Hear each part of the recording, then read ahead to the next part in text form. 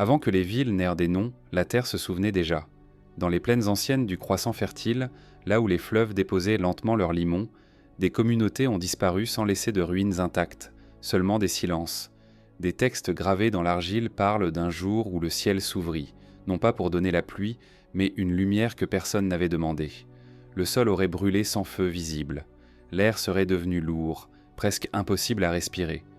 Les récits ne crient pas, ils constatent. Ils décrivent une perte trop vaste pour être expliquée, comme si le langage lui-même avait hésité. Des siècles plus tard, ces tablettes demeurent, fissurées, fragmentaires, portant les traces d'un événement que la mémoire humaine n'a jamais totalement accepté d'oublier. Bien avant que les récits bibliques ne prennent forme, la région située à l'est de la Méditerranée était déjà ancienne. Des plaines basses, salées par les crues irrégulières, bordèrent des fleuves dont les noms ont changé au fil des langues. Là, des villes ont existé sans murailles monumentales, sans statues imposantes, mais avec une continuité humaine presque ininterrompue. Elles étaient construites de briques crues, vulnérables au temps, mais enracinées dans une connaissance fine du sol, de l'eau et du ciel. Lorsqu'elles ont disparu, ce ne fut pas comme tant d'autres cités abandonnées. Quelque chose dans leur disparition semblait définitif, comme si le lieu lui-même avait été altéré. Les textes sumériens ne parlent pas directement de Sodome ou de Gomorrhée. Les noms sont absents, les références diffuses. Pourtant, dans certaines tablettes fragmentaires, apparaissent des descriptions troublantes d'une région au sud, autrefois fertile, devenue soudainement stérile.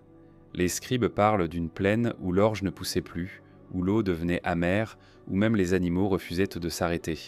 Ce ne sont pas des lamentations poétiques, ce sont des constats administratifs, presque froid, notant une rupture dans l'ordre normal des choses. Dans ces documents, la destruction n'est pas attribuée à une guerre classique. Il n'y est pas question d'armée, de siège, ni de pillage. La cause vient d'en haut. Une force venue du ciel, décrite comme une tempête lumineuse, suivie d'un souffle qui renversa les murs et aplatit les champs. Le vocabulaire est simple, limité par les mots disponibles à l'époque. Mais la répétition de certains termes attire l'attention. Une lumière qui dépasse celle du soleil. Un bruit qui précède la destruction, une chaleur qui ne laisse pas de flamme visible, mais transforme tout ce qu'elle touche. Les Sumériens étaient des observateurs attentifs du monde naturel. Leur survie dépendait de leur capacité à prévoir les crues, à lire les cycles célestes, à distinguer les phénomènes ordinaires de ceux qui ne l'étaient pas. Lorsqu'ils décrivent une tempête, ils la nomment. Lorsqu'ils parlent d'un incendie, ils en détaillent les effets. Ici, le langage hésite. Les mots semblent insuffisants. Les tablettes évoquent une arme des dieux, non pas dans un sens mythologique abstrait, mais comme une catégorie distincte de destruction, différente de tout ce qui était connu. Après cet événement, les textes signalent une migration inhabituelle. Des populations quittent la région sans chercher à y revenir. Les canaux d'irrigation sont abandonnés. Les routes commerciales se déplacent. Pendant des générations, la zone reste évitée, comme si le sol avait perdu sa fiabilité. Ce détail est essentiel. Les civilisations anciennes revenaient presque toujours sur les sites détruits. Les villes étaient reconstruites, parfois sur leurs propres ruines. Ici, ce réflexe disparaît. Les archéologues modernes ont remarqué la même anomalie. Dans certaines couches du sol, une fine ligne sombre sépare deux périodes d'occupation. En dessous, des traces de vie dense. Au-dessus, presque rien pendant des siècles.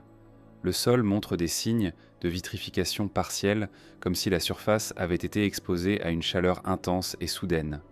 Les briques d'argile présentent des déformations inhabituelles, différentes de celles causées par un incendie prolongé.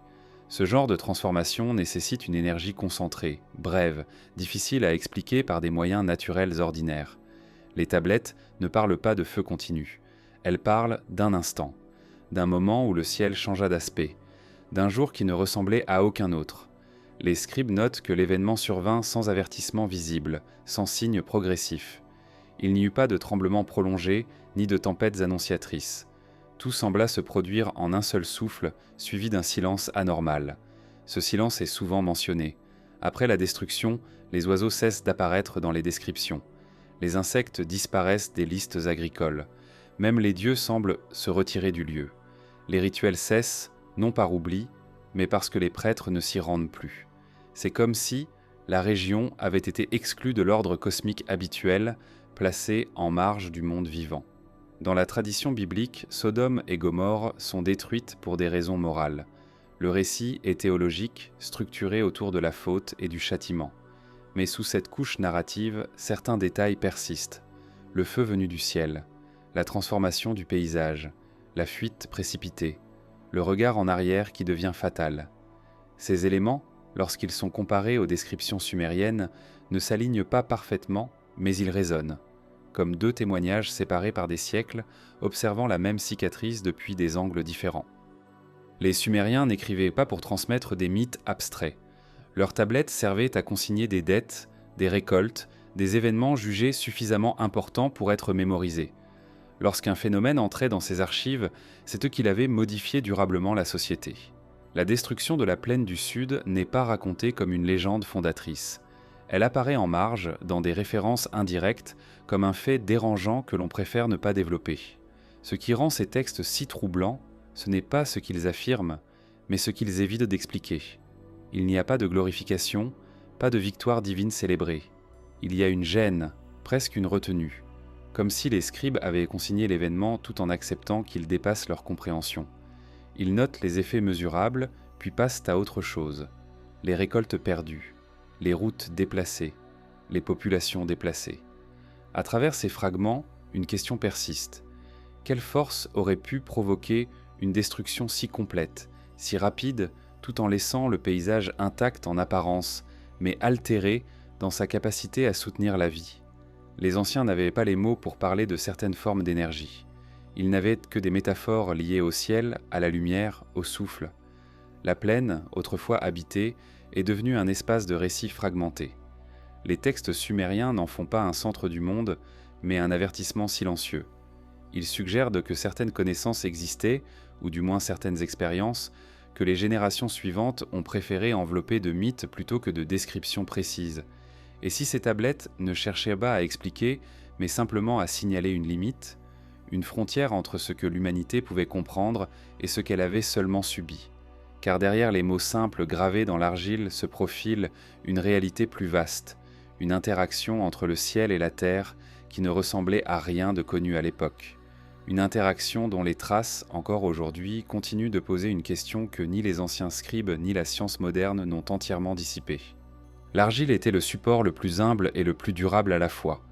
Mélangée à l'eau des fleuves, pressée à la main, séchée au soleil, elle devenait un témoin silencieux capable de traverser les siècles. Les Sumériens le savaient. Ils confiaient à cette matière leurs lois, leurs contrats, leurs prières, mais aussi leurs inquiétudes. Lorsque quelque chose sortait de l'ordinaire, lorsque l'équilibre fragile entre la terre et le ciel semblait rompu, c'est encore l'argile qui recevait la trace de cet écart. Dans certaines tablettes exhumées au sud de la Mésopotamie, le ton change subtilement. Le style devient plus sec, presque mécanique. Les phrases se raccourcissent. Les descriptions se limitent à l'essentiel. Les scribes ne cherchent pas à convaincre, encore moins à émouvoir. Ils enregistrent.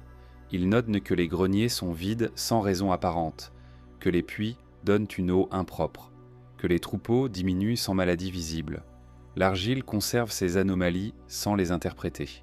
Ce qui frappe les chercheurs modernes, c'est la cohérence de ces observations dispersées.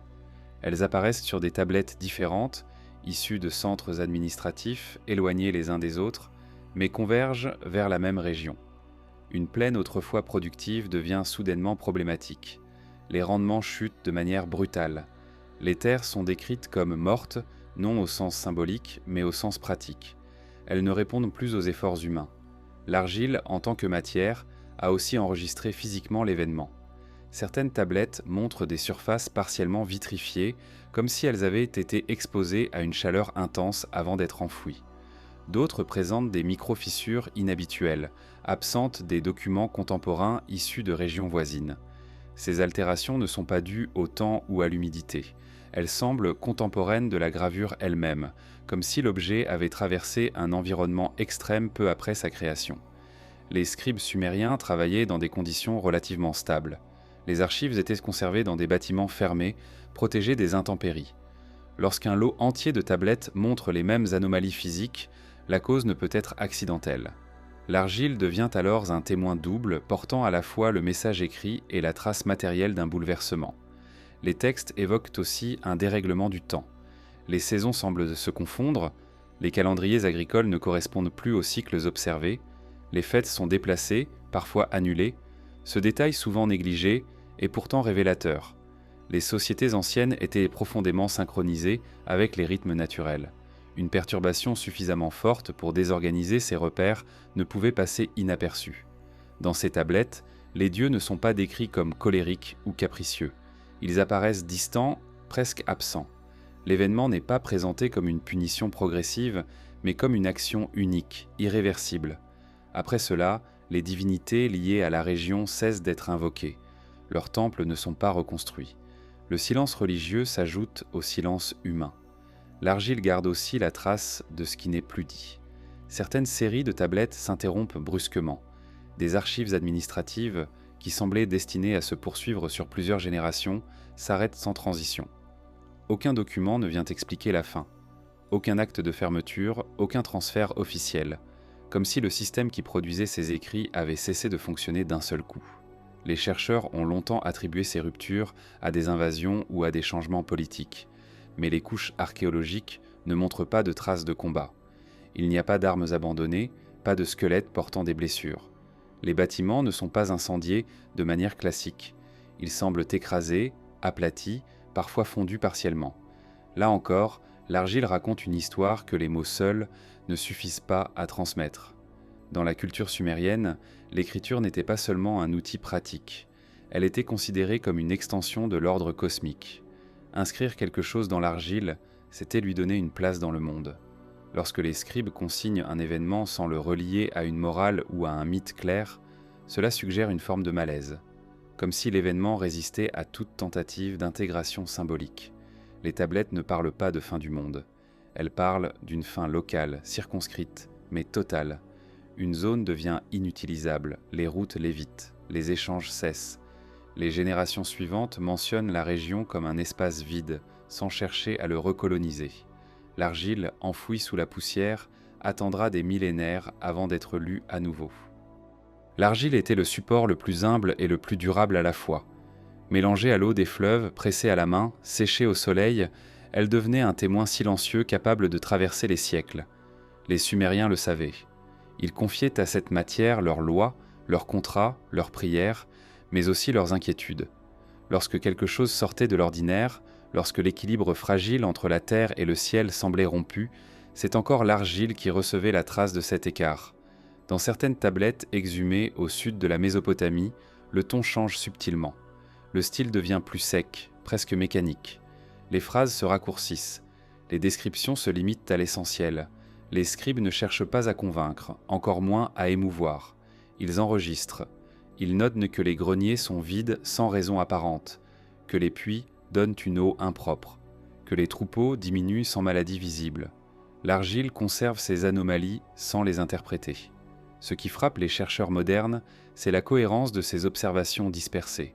Elles apparaissent sur des tablettes différentes, issues de centres administratifs éloignés les uns des autres, mais convergent vers la même région.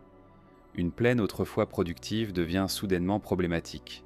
Les rendements chutent de manière brutale. Les terres sont décrites comme mortes, non au sens symbolique, mais au sens pratique. Elles ne répondent plus aux efforts humains. L'argile, en tant que matière, a aussi enregistré physiquement l'événement. Certaines tablettes montrent des surfaces partiellement vitrifiées, comme si elles avaient été exposées à une chaleur intense avant d'être enfouies. D'autres présentent des micro-fissures inhabituelles, absentes des documents contemporains issus de régions voisines.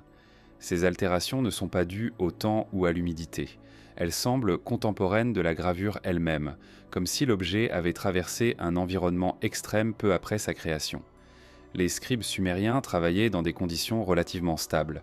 Les archives étaient conservées dans des bâtiments fermés, protégés des intempéries.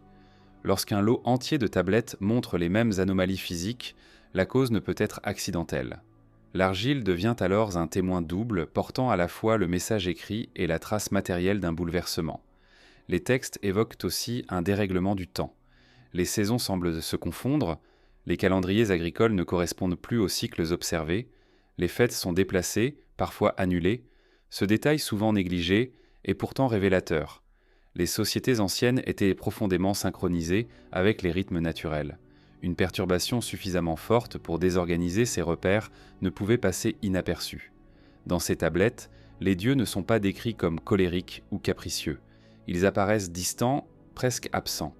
L'événement n'est pas présenté comme une punition progressive, mais comme une action unique, irréversible. Après cela, les divinités liées à la région cessent d'être invoquées. Leurs temples ne sont pas reconstruits. Le silence religieux s'ajoute au silence humain. L'argile garde aussi la trace de ce qui n'est plus dit. Certaines séries de tablettes s'interrompent brusquement. Des archives administratives, qui semblaient destinées à se poursuivre sur plusieurs générations, s'arrêtent sans transition. Aucun document ne vient expliquer la fin. Aucun acte de fermeture, aucun transfert officiel. Comme si le système qui produisait ces écrits avait cessé de fonctionner d'un seul coup. Les chercheurs ont longtemps attribué ces ruptures à des invasions ou à des changements politiques. Mais les couches archéologiques ne montrent pas de traces de combat. Il n'y a pas d'armes abandonnées, pas de squelettes portant des blessures. Les bâtiments ne sont pas incendiés de manière classique. Ils semblent écrasés, aplatis, parfois fondus partiellement.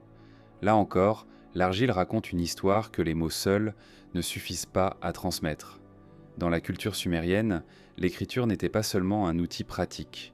Elle était considérée comme une extension de l'ordre cosmique. Inscrire quelque chose dans l'argile, c'était lui donner une place dans le monde. Lorsque les scribes consignent un événement sans le relier à une morale ou à un mythe clair, cela suggère une forme de malaise, comme si l'événement résistait à toute tentative d'intégration symbolique. Les tablettes ne parlent pas de fin du monde. Elles parlent d'une fin locale, circonscrite, mais totale. Une zone devient inutilisable, les routes l'évitent, les échanges cessent. Les générations suivantes mentionnent la région comme un espace vide, sans chercher à le recoloniser. L'argile, enfouie sous la poussière, attendra des millénaires avant d'être lue à nouveau. Dans les textes sumériens, les dieux ne vivent pas dans un ailleurs inaccessible. Ils marchent, ils s'arrêtent, ils mangent, ils observent les champs et les villes avec une attention presque technique. Leur présence n'est pas toujours écrasante, ni entourée d'effets spectaculaires. Elle est décrite comme une proximité inhabituelle entre le ciel et la terre, une interface fragile où quelque chose de plus vaste interagit avec le monde humain. Ces dieux ne sont pas abstraits. Ils portent des noms, des fonctions, des domaines précis. Certains sont liés aux eaux, d'autres au vent, d'autres encore à la lumière ou au feu céleste. Mais ce feu n'est pas celui des foyers. Il est décrit comme pur, concentré, parfois silencieux. Les textes indiquent que lorsqu'un dieu descend, la terre réagit. Le sol tremble légèrement. L'air change de densité, les animaux se taisent. Ces détails ne relèvent pas du mythe décoratif. Ils ressemblent davantage à des observations accumulées, répétées, presque comparées. Dans plusieurs tablettes, on trouve la mention d'armes divines. Elles ne sont pas forgées par des mains humaines. Elles ne coupent pas, ne percent pas. Elles frappent à distance. Elles éclairent avant de détruire. Leur effet est immédiat, sans poursuite, sans combat prolongé. Après leur utilisation, le paysage n'est plus le même si les formes générales semblent intactes. Les dieux, dans ces récits, ne luttent pas entre eux au milieu des hommes. Ils interviennent, puis se retirent. Ce retrait est essentiel. Après certains événements, les dieux cessent d'être décrits comme présents physiquement. Les temples restent, mais les récits de visites directes diminuent, comme si une frontière avait été rétablie ou comme si une erreur avait été reconnue. Les Sumériens n'expliquent pas cette transition. Ils la notent simplement. Avant, les dieux descendaient. Après, ils parlaient de par signe, par rêve, par présage. La poussière joue un rôle symbolique et concret dans ces descriptions. Les dieux y marchent, y laissent des traces.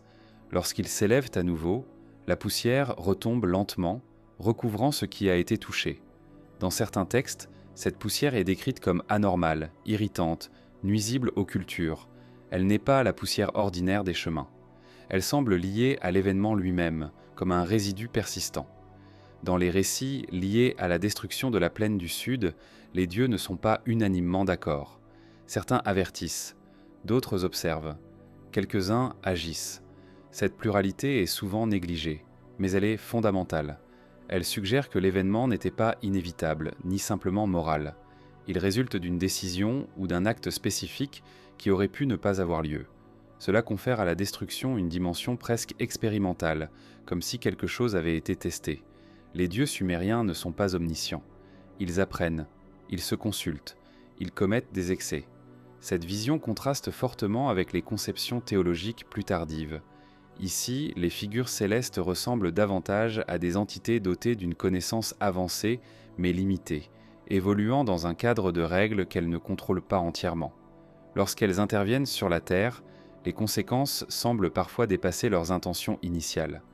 Dans certaines tablettes fragmentaires, il est fait mention d'une arme trop puissante, utilisée une seule fois, puis mise à l'écart. Elle est décrite comme une chose qu'il ne fallait pas répéter. Le texte est lacunaire, mais l'idée est claire. Il y a eu une prise de conscience après coup, une reconnaissance tacite d'un seuil franchi. Les dieux eux-mêmes semblent affectés par le résultat. Ce point est rarement exploré, car il trouble la lecture mythologique classique. Si les dieux regrettent, s'ils modifient leur comportement après un événement, alors ils ne sont pas simplement des symboles. Ils deviennent des acteurs soumis à des contraintes. Leur descente dans la poussière n'est plus seulement une métaphore. Elle devient une interaction concrète avec un environnement qu'ils peuvent altérer, mais aussi endommager de manière irréversible. Les humains, dans ces récits, ne sont pas au centre. Ils observent, subissent, parfois fuient. Leur rôle est passif, presque périphérique. Les textes ne décrivent pas de grandes scènes de panique. Ils évoquent plutôt des absences soudaines, des villes vidées, des champs laissés en friche. Comme si la survie avait pris la forme d'un retrait silencieux plutôt que d'un affrontement. Cette manière de raconter est cohérente avec une culture qui valorisait la continuité et la stabilité. Un événement suffisamment perturbateur pour briser cette continuité ne pouvait être pleinement intégré. Les dieux qui descendent dans la poussière laissent derrière eux un monde légèrement décalé où certaines règles ne fonctionnent plus comme avant. Avec le temps, ces récits deviennent plus symboliques. Les dieux s'éloignent. Les descriptions se font plus allégoriques, mais les premières couches textuelles conservent une rugosité, une précision étrange. Elles parlent de lumière, de souffle, de chaleur concentrée.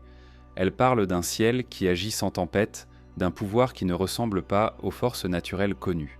Ce glissement progressif, du concret vers le symbolique, suggère une tentative de digestion culturelle. Ce qui a été vécu directement devient difficile à transmettre. Les générations suivantes héritent des mots, mais pas de l'expérience. Les dieux deviennent alors des figures plus abstraites, et leurs armes des métaphores. Pourtant, la trace initiale demeure. Aujourd'hui, lorsque l'on relit ces textes, il est tentant de projeter des concepts modernes. Mais il est plus prudent de rester attentif à la logique interne des récits. Les Sumériens ne cherchaient pas à décrire une technologie. Ils cherchaient à consigner un déséquilibre. Ils ont utilisé les mots dont ils disposaient, issus de leur rapport au sacré, à la nature, au ciel. La question n'est donc pas de savoir si les dieux étaient réels au sens moderne, mais de comprendre ce que ces récits révèlent sur l'événement lui-même.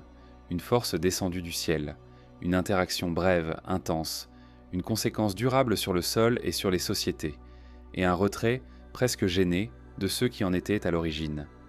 À mesure que l'on avance dans ces textes, une idée s'impose lentement. Les dieux qui descendaient dans la poussière n'étaient peut-être pas censés y rester. Leur présence semblait exceptionnelle, encadrée, risquée. Lorsqu'ils ont franchi certaines limites, le monde humain en a porté la marque pendant des siècles.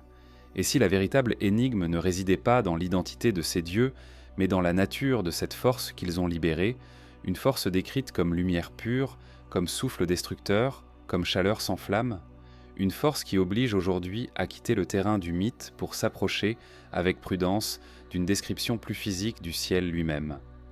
Dans les tablettes sumériennes, la lumière n'est jamais une simple métaphore. Elle est mesurée par ses effets, décrite par ce qu'elle fait au monde plutôt que par ce qu'elle symbolise. La lumière ordinaire éclaire, réchauffe, permet aux cultures de croître. Celle dont parlent certains textes anciens appartient à une autre catégorie. Elle ne nourrit rien, elle interrompt, elle transforme, elle impose une rupture si nette que même le langage semble s'arrêter un instant avant de reprendre. Les scribes évoquent un éclat soudain, survenu en plein jour, suffisamment intense pour rendre le soleil inutile. Cette précision est essentielle. Il ne s'agit pas d'une lumière nocturne, ni d'un phénomène progressif à l'aube ou au crépuscule.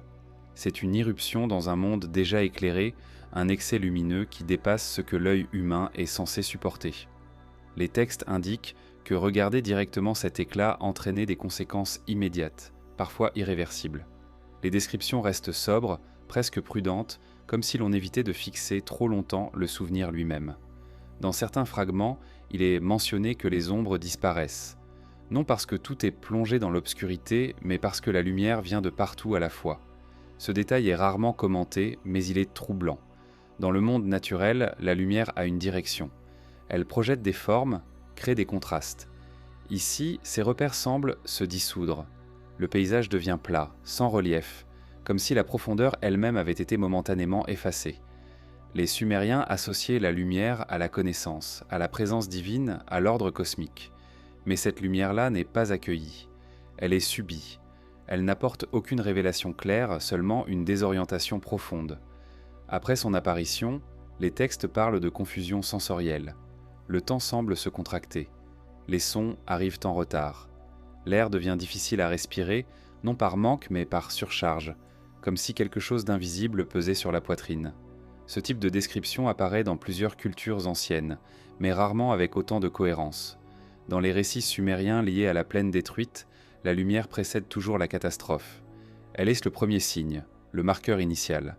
Ce n'est qu'après qu'apparaissent le souffle, la chaleur, l'effondrement. La lumière agit comme un seuil, un point de non-retour. Les textes ne parlent pas de flamme. C'est un point crucial. Le feu est bien connu des Sumériens. Ils en décrivent les couleurs, les fumées, les odeurs. Ici, rien de tel. La lumière est pure, presque abstraite, mais ses effets sont concrets. Elle blanchit certaines surfaces, assombrit d'autres. Elle modifie la texture des matériaux. Les briques deviennent cassantes. Les métaux, lorsqu'ils sont mentionnés, se comportent de manière inhabituelle. Après l'événement, la lumière ordinaire semble elle aussi altérée. Les textes évoquent des journées plus opaques, un ciel moins lisible. Les étoiles ne disparaissent pas, mais leur disposition semble différente, ou du moins perçue comme telle. Les calendriers astronomiques doivent être ajustés. Les prêtres astronomes notent des écarts, sans toujours les expliquer. Là encore, l'Argile conserve ses observations sans commentaire excessif. Il est tentant de lire ces récits comme des allégories. Pourtant, leur précision résiste à une interprétation purement symbolique. Les Sumériens savaient te raconter des mythes. Ils savaient amplifier, embellir, dramatiser. Ici, le ton est différent. Il est presque clinique. La lumière est décrite comme un phénomène extérieur, indifférent à l'humain, mais profondément perturbateur. Dans certains passages, il est indiqué que la lumière a été visible à grande distance, bien au-delà de la région directement touchée. Des villes éloignées notent un changement soudain dans l'éclat du ciel, suivi d'un silence inhabituel. Aucun tremblement local, aucun incendie, mais une conscience diffuse qu'un événement majeur venait de se produire ailleurs. Cette propagation visuelle suggère une intensité considérable, mais aussi une brièveté extrême. La lumière apparaît, puis disparaît, laissant place à ses conséquences. Les récits bibliques, plus tardifs, parlent d'un feu venu du ciel. Mais dans les textes les plus anciens, le feu n'est qu'une approximation. Ce qui frappe d'abord, c'est l'éclat. Une clarté insoutenable qui transforme le jour en quelque chose d'autre, quelque chose d'artificiel, presque étranger. Le feu, lorsqu'il est mentionné, semble être une conséquence secondaire, pas la cause première. Les survivants, selon les textes, ne parlent pas beaucoup de ce qu'ils ont vu. Ils décrivent ce qu'ils ont perdu. Les maisons, les champs, les routes, mais la lumière elle-même reste en arrière-plan, comme un souvenir trop vif pour être détaillé. Cette retenue suggère un traumatisme sensoriel, une expérience qui dépasse les cadres habituels de la perception humaine. Avec le temps, la lumière devient un motif symbolique dans les récits ultérieurs. Elle est associée à la colère divine, au jugement, à la purification. Mais ces interprétations semblent être des tentatives de donner un sens à quelque chose qui, à l'origine, n'en avait pas. La lumière n'a pas choisi. Elle n'a pas discriminé, elle a simplement été. Les archéologues modernes, en étudiant les sites associés à ces récits, notent des anomalies qui correspondent étrangement aux descriptions anciennes.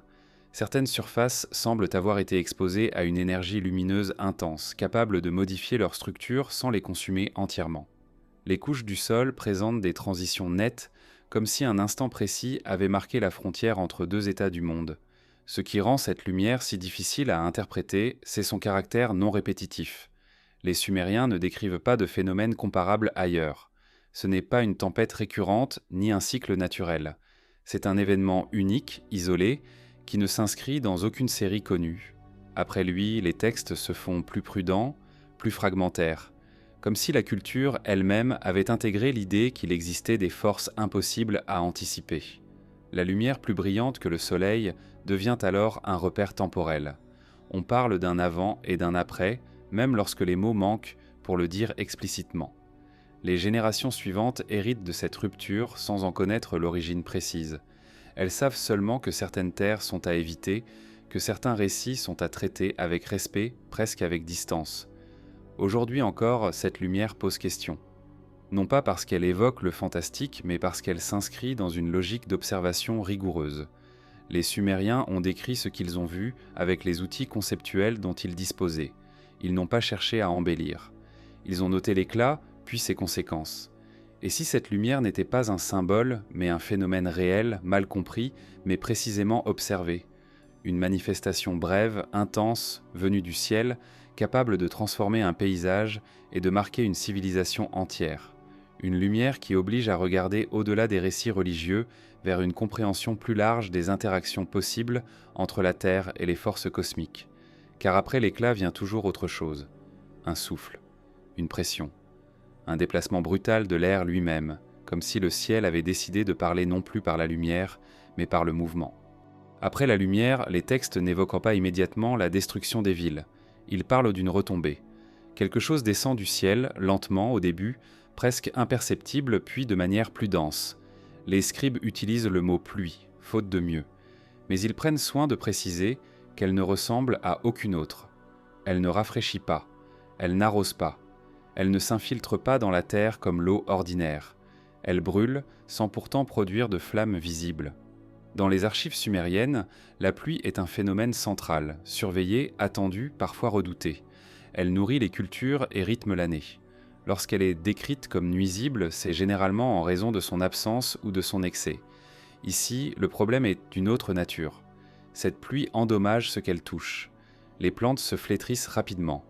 Les feuilles prennent une teinte terne puis se désagrègent. Les récoltes sont perdues en quelques jours, parfois en quelques heures. Les textes ne parlent pas d'incendie généralisé. Les maisons ne s'embrasent pas. Les arbres ne brûlent pas. Pourtant tout semble altéré. Les surfaces deviennent rugueuses. La peau humaine est irritée.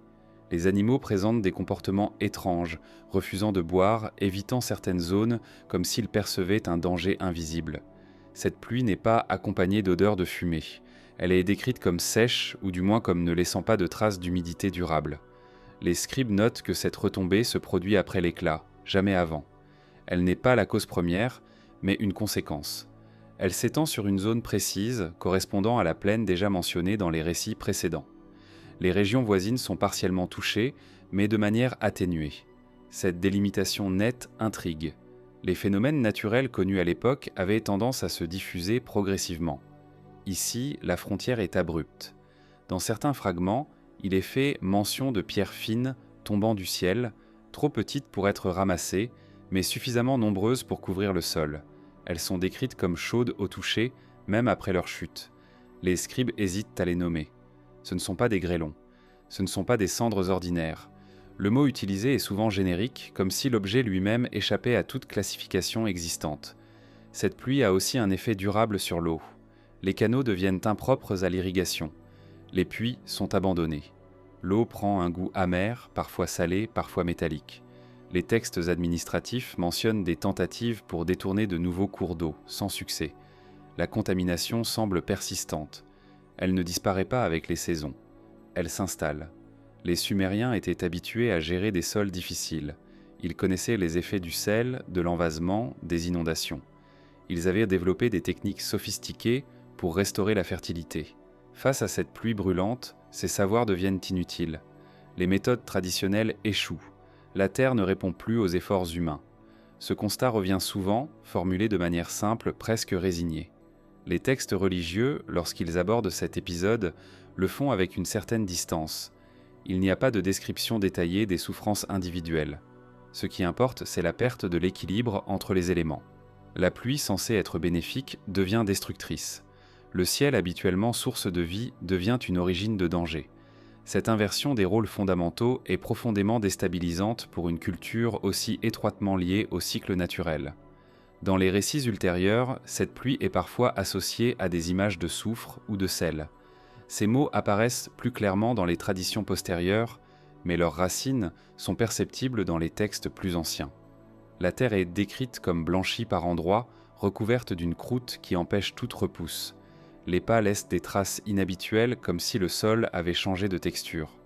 Les archéologues modernes ont relevé des dépôts anormaux dans certaines couches correspondant à cette période.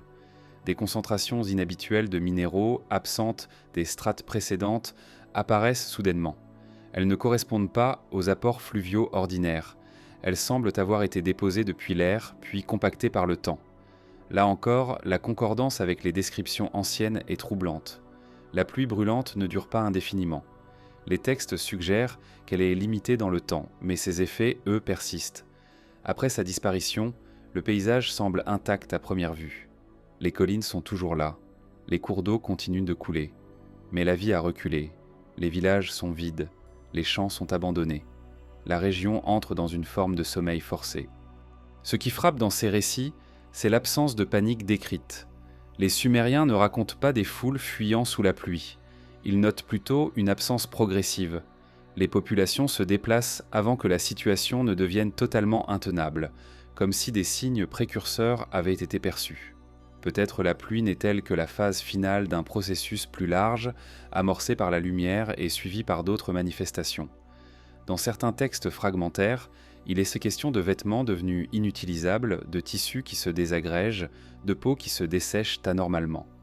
Ces détails, rarement commentés, renforcent l'idée d'un agent invisible, diffus, capable d'affecter les matières les plus diverses. Rien ne brûle vraiment, mais tout est fragilisé. Les survivants, selon les traditions plus tardives, évitent de regarder en arrière. Ce motif, souvent interprété symboliquement, pourrait aussi refléter une réalité plus concrète. Regarder vers la zone touchée, s'y attarder, pouvait être dangereux. Les textes anciens ne le disent pas explicitement, mais la prudence est perceptible. On contourne, on détourne le regard, on s'éloigne. La pluie qui brûlait s'enflamme marque ainsi une transition. Après elle, la destruction n'est plus seulement spectaculaire. Elle devient lente, insidieuse, inscrite dans le sol et dans l'eau. Elle transforme une catastrophe ponctuelle en un changement durable du paysage. Les villes ne sont pas seulement détruites, elles deviennent inhabitables. Ce phénomène oblige les scribes à élargir leur manière de penser le danger. Ce qui vient du ciel n'est pas toujours immédiat, ni visible sous forme de feu ou de tempête. Il peut retomber doucement, s'infiltrer, persister. Cette prise de conscience se reflète dans les textes postérieurs, où la méfiance envers certains signes célestes devient plus marquée. Aujourd'hui, en relisant ces descriptions, il est difficile de ne pas être frappé par leur retenue. Les Sumériens n'avaient aucun intérêt à dramatiser inutilement. Leur survie dépendait d'une compréhension précise du monde. Lorsqu'ils décrivent une pluie qui brûle sans flamme, ils signalent une anomalie fondamentale, une rupture dans l'ordre des éléments. Et cette pluie n'est pas le dernier acte. Les textes évoquent ensuite un autre phénomène, tout aussi dérangeant. Après la lumière et la retombée vient le bruit. Un son venu du ciel, non pas comme le tonnerre ordinaire, mais comme une pression prolongée, capable de renverser les structures et de déplacer l'air lui-même. Un jour où le ciel ne s'est pas contenté d'éclairer ou de tomber, mais a fait entendre quelque chose que personne n'avait jamais entendu auparavant. Les textes sumériens parlent rarement du son de manière isolée. Le bruit est presque toujours associé à une cause identifiable. Le tonnerre accompagne la pluie. Le vent fait gémir les portes. Les tambours rythment les rituels. Chaque son a une origine claire, une place dans l'ordre du monde. Pourtant, dans les récits liés à la destruction de la plaine du Sud, apparaît un bruit sans précédent, décrit comme venu du ciel, mais différent de tout phénomène atmosphérique connu. Ce son n'est pas bref, il ne claque pas comme la foudre, il ne roule pas comme un orage lointain. Les tablettes évoquent une pression sonore prolongée, presque continue, qui précède et accompagne l'effondrement. Le vocabulaire employé est inhabituel. Les scribes parlent d'un rugissement sans animal, d'un souffle qui fait vibrer la poitrine, d'un ciel qui semble se comprimer avant de se relâcher. Le bruit n'est pas seulement entendu, il est ressenti dans le corps.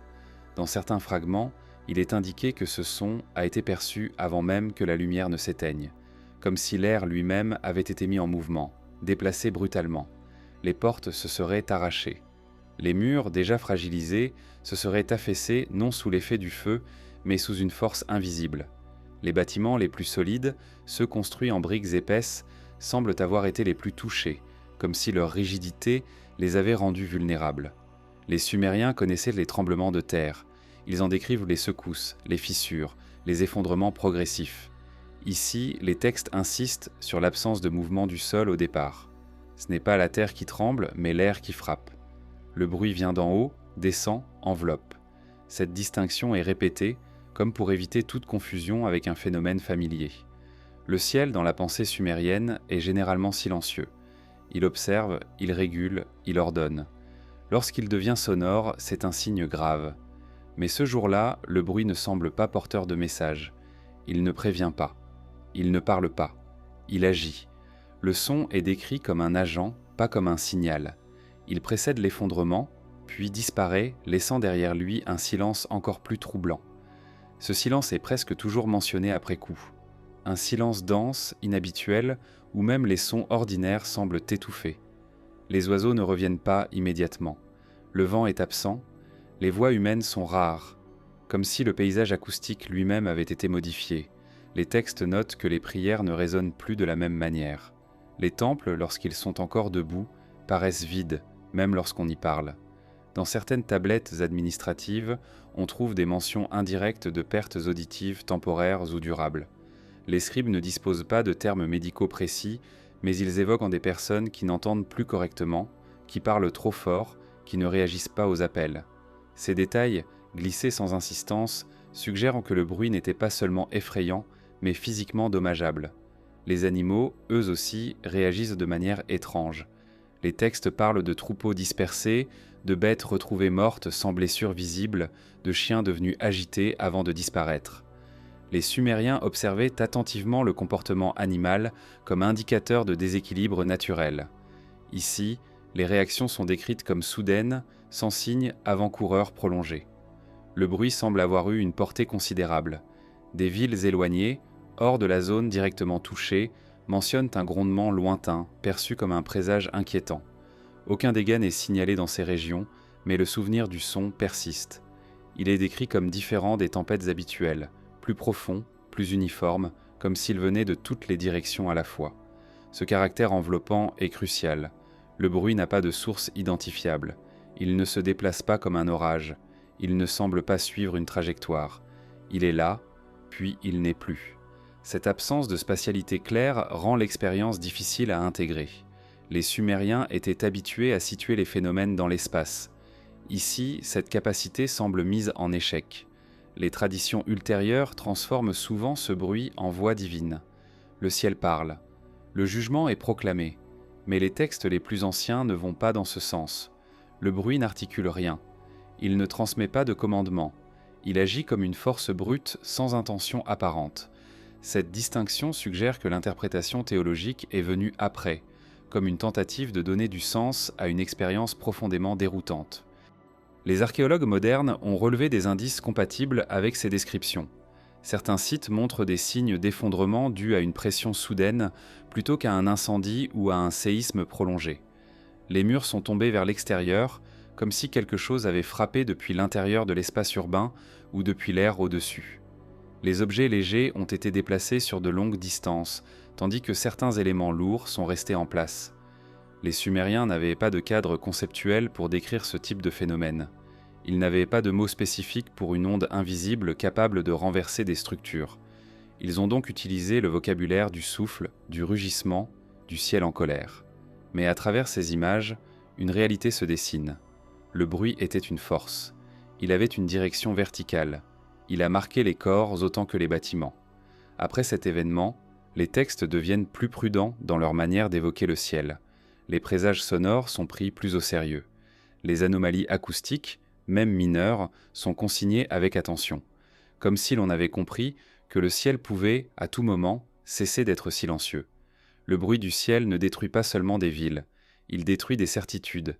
Il révèle que l'air que l'on croyait neutre et passif peut devenir un vecteur de destruction. Cette prise de conscience, bien que formulée de manière rudimentaire, modifie durablement la perception du monde. Ce jour-là, le ciel n'a pas parlé au sens symbolique.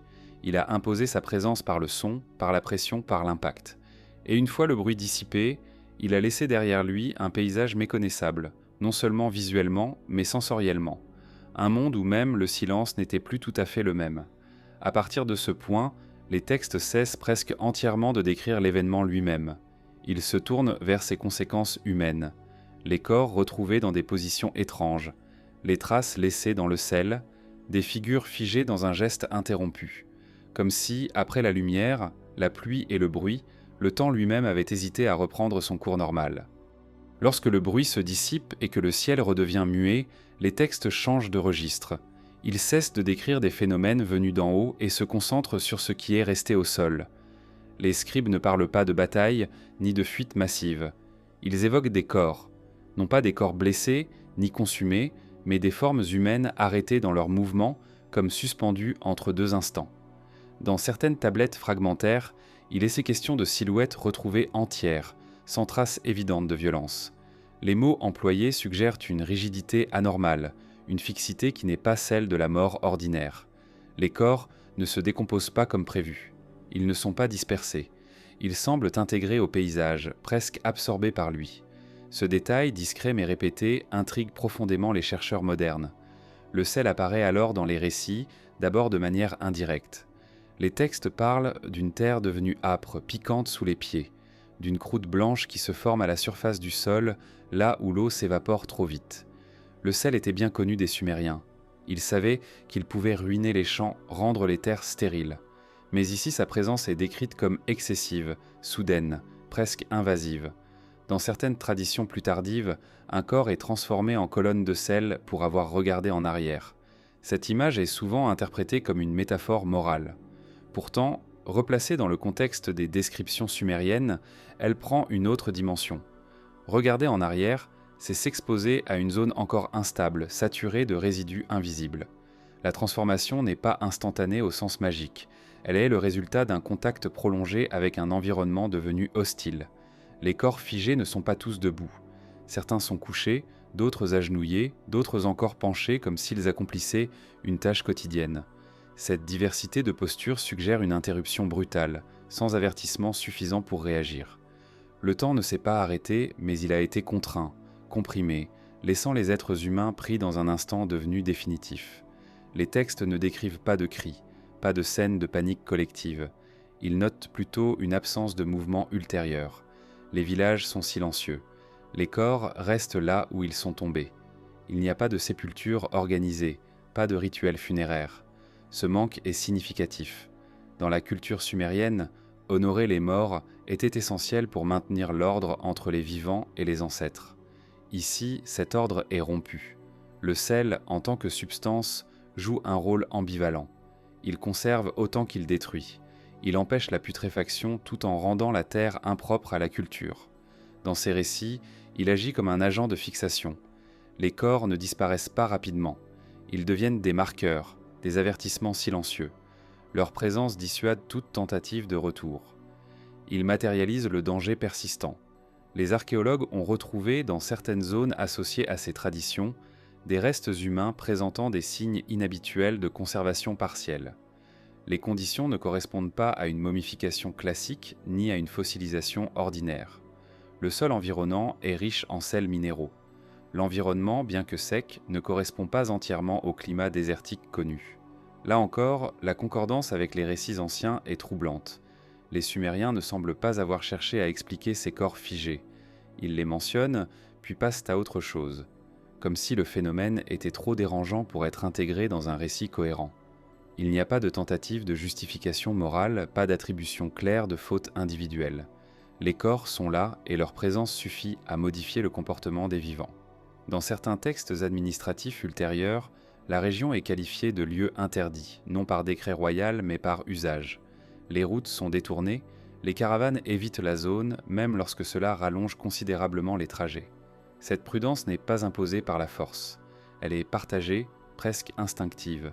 Les corps figés dans le sel deviennent des repères géographiques, des points à contourner. Le sel affecte aussi l'eau, comme déjà mentionné.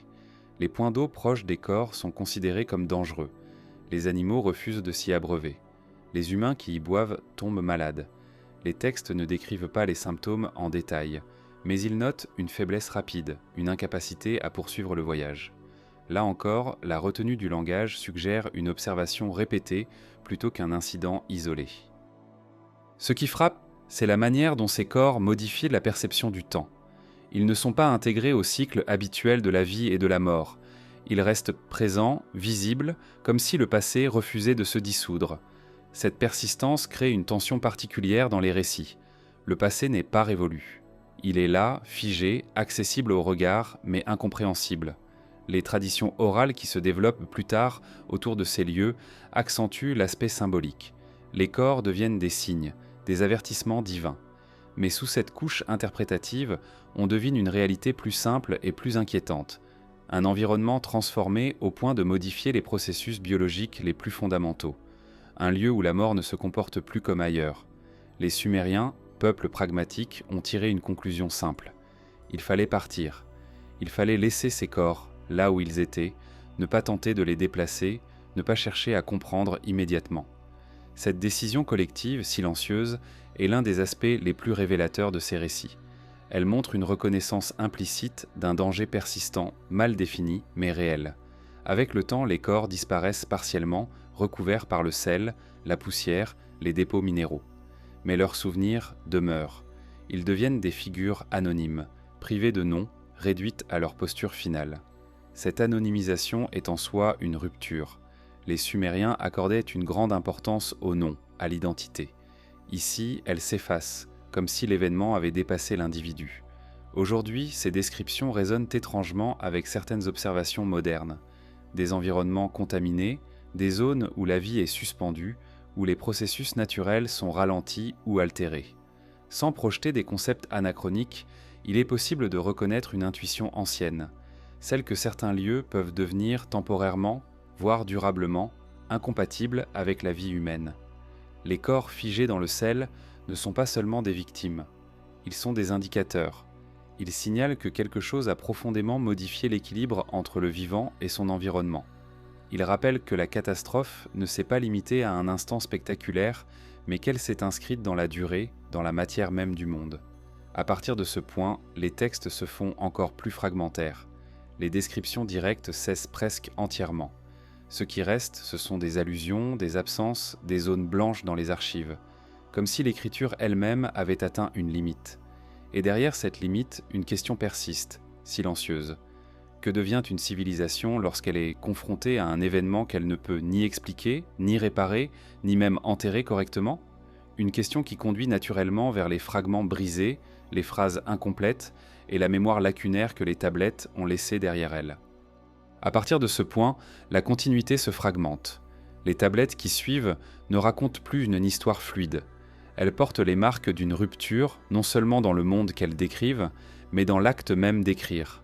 Les phrases s'interrompent, les listes s'arrêtent sans conclusion. Certains textes semblent avoir été commencés, puis abandonnés. Ce n'est pas l'érosion du temps qui explique ces lacunes, c'est une interruption plus ancienne, plus immédiate. Les scribes sumériens travaillaient selon des règles précises. Les documents administratifs suivaient des modèles fixes. Les hymnes et les récits religieux obéissaient à des structures bien établies. Lorsqu'un texte dévie de ces normes, cela indique un dérèglement plus profond. Dans les archives liées à la région détruite, cette déviation devient la règle plutôt que l'exception. L'écriture perd sa régularité, comme si la pensée elle-même avait été affectée. Certaines tablettes montrent des signes de correction inachevés. Des symboles sont gravés, puis effacés partiellement. D'autres sont répétés, comme si le scribe avait hésité sur le mot à utiliser. Cette hésitation n'est pas stylistique. Elle suggère une difficulté à nommer ce qui a été vécu. Les mots habituels ne suffisent plus. Le langage atteint ses limites. Il existe aussi des tablettes volontairement brisées. Elles ne se sont pas simplement cassées avec le temps. Les fragments montrent des cassures nettes, intentionnelles. Les archéologues débattent encore de leur signification. Certains y voient des rituels de clôture, d'autres une forme de censure. Ce qui est certain, c'est que ces textes n'étaient pas destinés à être lus dans leur intégralité. Quelque chose devait être interrompu, empêché de circuler. Dans plusieurs cas, les fragments retrouvés appartiennent à des séries plus longues dont les autres parties n'ont jamais été retrouvées. Or, les Sumériens conservaient soigneusement leurs archives. Lorsqu'une série disparaît presque entièrement, cela indique une destruction ciblée ou un abandon volontaire. il est possible que certains textes aient été jugés trop dérangeants, trop difficiles à intégrer dans l'ordre culturel renaissant après la catastrophe. Les phrases incomplètes sont particulièrement révélatrices. Elles s'arrêtent souvent juste avant une description attendue, comme si le scribe avait commencé à consigner un événement, puis s'était arrêté brusquement. Il n'y a pas de formule de clôture, pas de transition. Le texte s'interrompt au milieu d'un mot, parfois même au milieu d'un signe. Cette brutalité suggère une interruption physique, mais aussi psychologique. Dans d'autres fragments, le texte reprend, après une longue pause, avec un changement de ton marqué. Ce qui précède est descriptif, précis. Ce qui suit est vague, allusif. Les détails disparaissent. Les phrases deviennent générales, comme si, après un certain point, la mémoire collective avait choisi de ne plus se souvenir avec exactitude. Les Sumériens accordaient une grande importance à la transmission fidèle du savoir. Les scribes étaient formés pendant des années pour éviter toute erreur. Face à cette rigueur, les incohérences observées dans ces textes sont d'autant plus frappantes. Elles ne peuvent être attribuées à l'incompétence. Elles témoignent d'un trouble plus profond, d'une difficulté à stabiliser le récit. Certains chercheurs ont suggéré que ces fragments reflètent un traumatisme collectif. Le concept est moderne, mais l'idée qu'un événement puisse affecter durablement la capacité d'une société à se raconter elle-même est ancienne. Les Sumériens n'avaient pas de mots pour cela, ils avaient l'argile, et l'argile montre des hésitations, des silences, des cassures. Il est également possible que certaines informations aient été volontairement rendues obscures. Dans une société où le savoir était un pouvoir, la maîtrise de certains récits pouvait être dangereuse. Si l'événement avait impliqué une force considérée comme divine mais incontrôlable, il pouvait être préférable de laisser le récit se fragmenter plutôt que de le transmettre intact. Les traditions ultérieures, en Mésopotamie comme ailleurs, montrent une tendance à simplifier ces événements. Les récits deviennent moraux, symboliques. Les détails physiques disparaissent. Le feu remplace la lumière. La colère divine remplace l'observation. Ce processus de transformation narrative pourrait être une réponse à l'inconfort laissé par les textes brisés. Là où l'argile hésite, le mythe tranche. Mais les fragments subsistent. Ils résistent à l'unification. Chaque morceau porte une part de vérité partielle, irréconciliable avec les autres. Ensemble, ils dessinent un contour flou, une absence de centre. L'événement ne peut être raconté d'un seul point de vue, il échappe à toute synthèse. Les phrases incomplètes ont aussi une dimension temporelle. Elles suggèrent que le récit s'est arrêté avant d'être stabilisé. La catastrophe n'a pas été immédiatement intégrée dans une mémoire cohérente. Elle est restée ouverte comme une blessure qui ne se referme pas. Les générations suivantes héritent de ces fragments sans disposer des clés nécessaires pour les assembler. Les tablettes brisées deviennent alors des objets ambigus. Elles ne sont ni pleinement informatives, ni purement symboliques. Elles se situent dans un entre-deux inconfortable. Les lire demandent une attention particulière, une capacité à accepter l'incomplétude. Chaque fragment est une invitation à ne pas conclure trop vite. Les archéologues modernes, en reconstituant patiemment ces textes, se heurtent à cette même difficulté. Les lacunes ne peuvent pas toujours être comblées. Les hypothèses restent fragiles. Et pourtant, une cohérence générale émerge, non pas dans les détails, mais dans la nature même des ruptures. Les silences parlent autant que les mots. Ce qui est frappant, c'est que ces textes brisés apparaissent précisément après la description des phénomènes les plus extrêmes. La lumière, la pluie brûlante, le bruit, les corps figés, comme si, une fois ces seuils franchis, l'écriture elle-même avait perdu sa capacité à continuer normalement. Le langage, outil de maîtrise du monde, se révèle insuffisant. Dans certaines tablettes tardives, on trouve des avertissements implicites, des formules qui conseillent la prudence dans la lecture des anciens récits, des mentions de choses qu'il vaut mieux ne pas nommer directement. Ces précautions suggèrent une mémoire encore vive, transmise sous une forme atténuée, filtrée. Les phrases incomplètes deviennent alors une stratégie. Ne pas tout dire, ne pas tout fixer, laisser une part d'indétermination. Ce choix, conscient ou non, protège la société autant qu'il la prive d'une compréhension totale. Il permet d'avancer sans être paralysé par ce qui ne peut être expliqué. Aujourd'hui, face à ces fragments, nous sommes confrontés à la même tension. Le désir de comprendre se heurte à la résistance des sources. Chaque tentative de reconstruction révèle de nouvelles lacunes. Mais c'est peut-être là que réside la leçon la plus profonde de ces textes brisés. Certains événements laissent derrière eux non pas un récit clair, mais une constellation de traces imparfaites.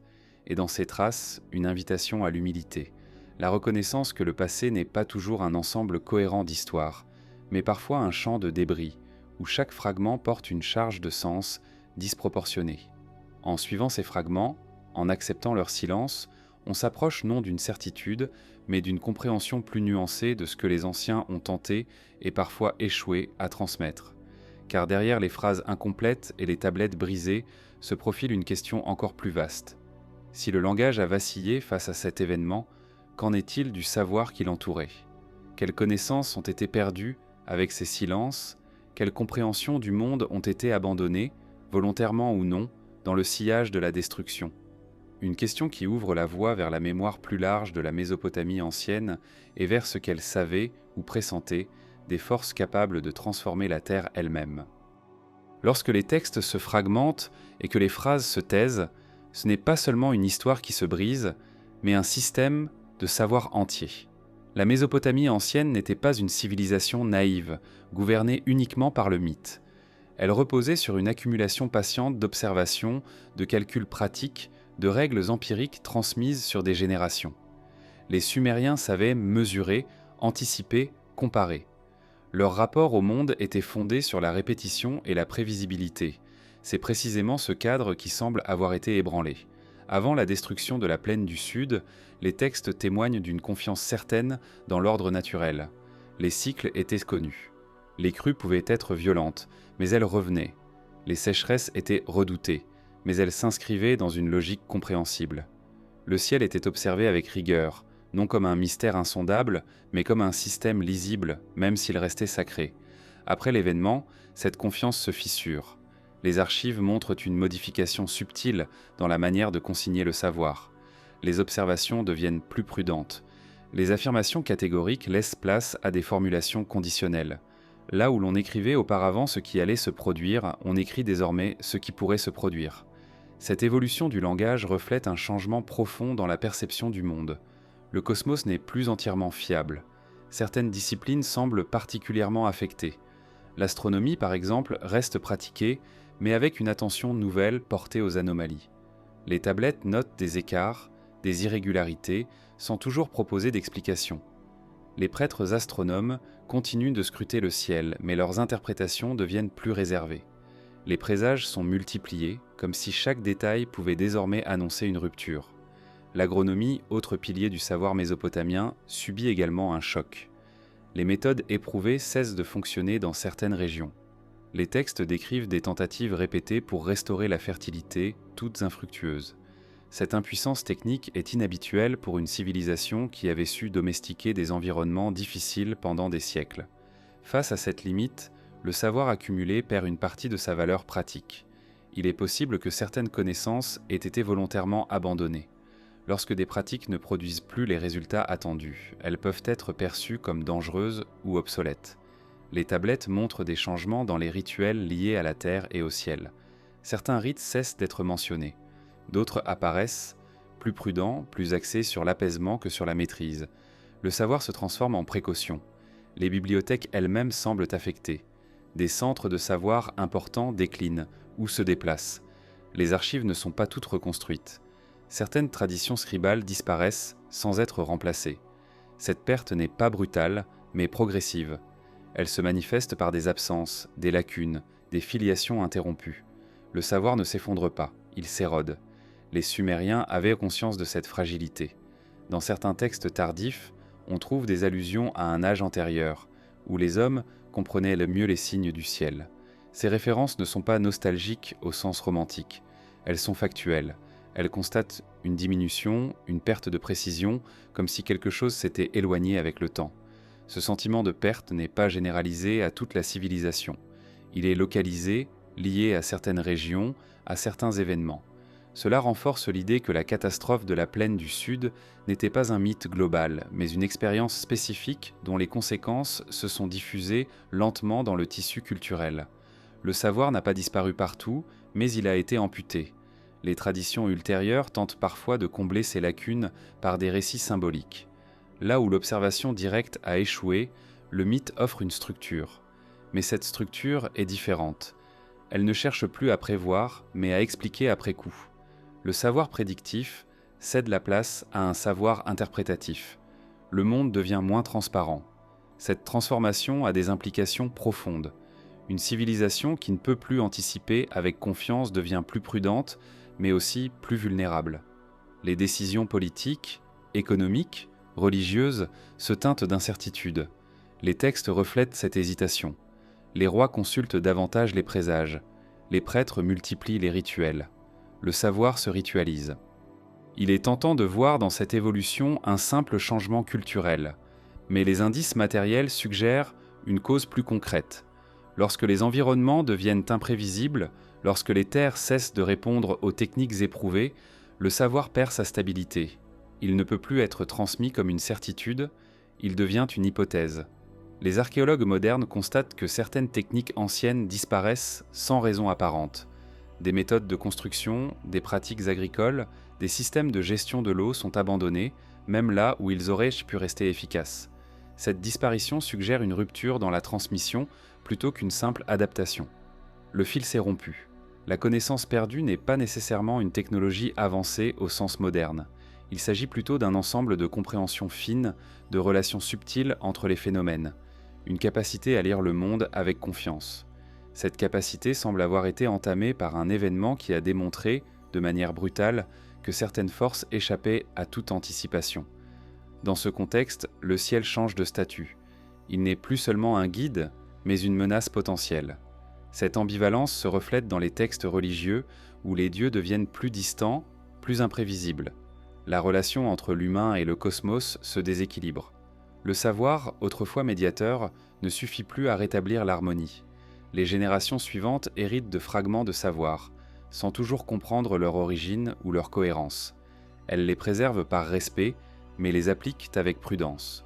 Le savoir devient traditionnel plutôt qu'expérimental. Il est répété parce qu'il a été transmis, non parce qu'il a été vérifié récemment. Cette situation crée une tension particulière dans les textes. D'un côté, une vénération du passé, de l'autre, une incapacité à reproduire pleinement ses résultats.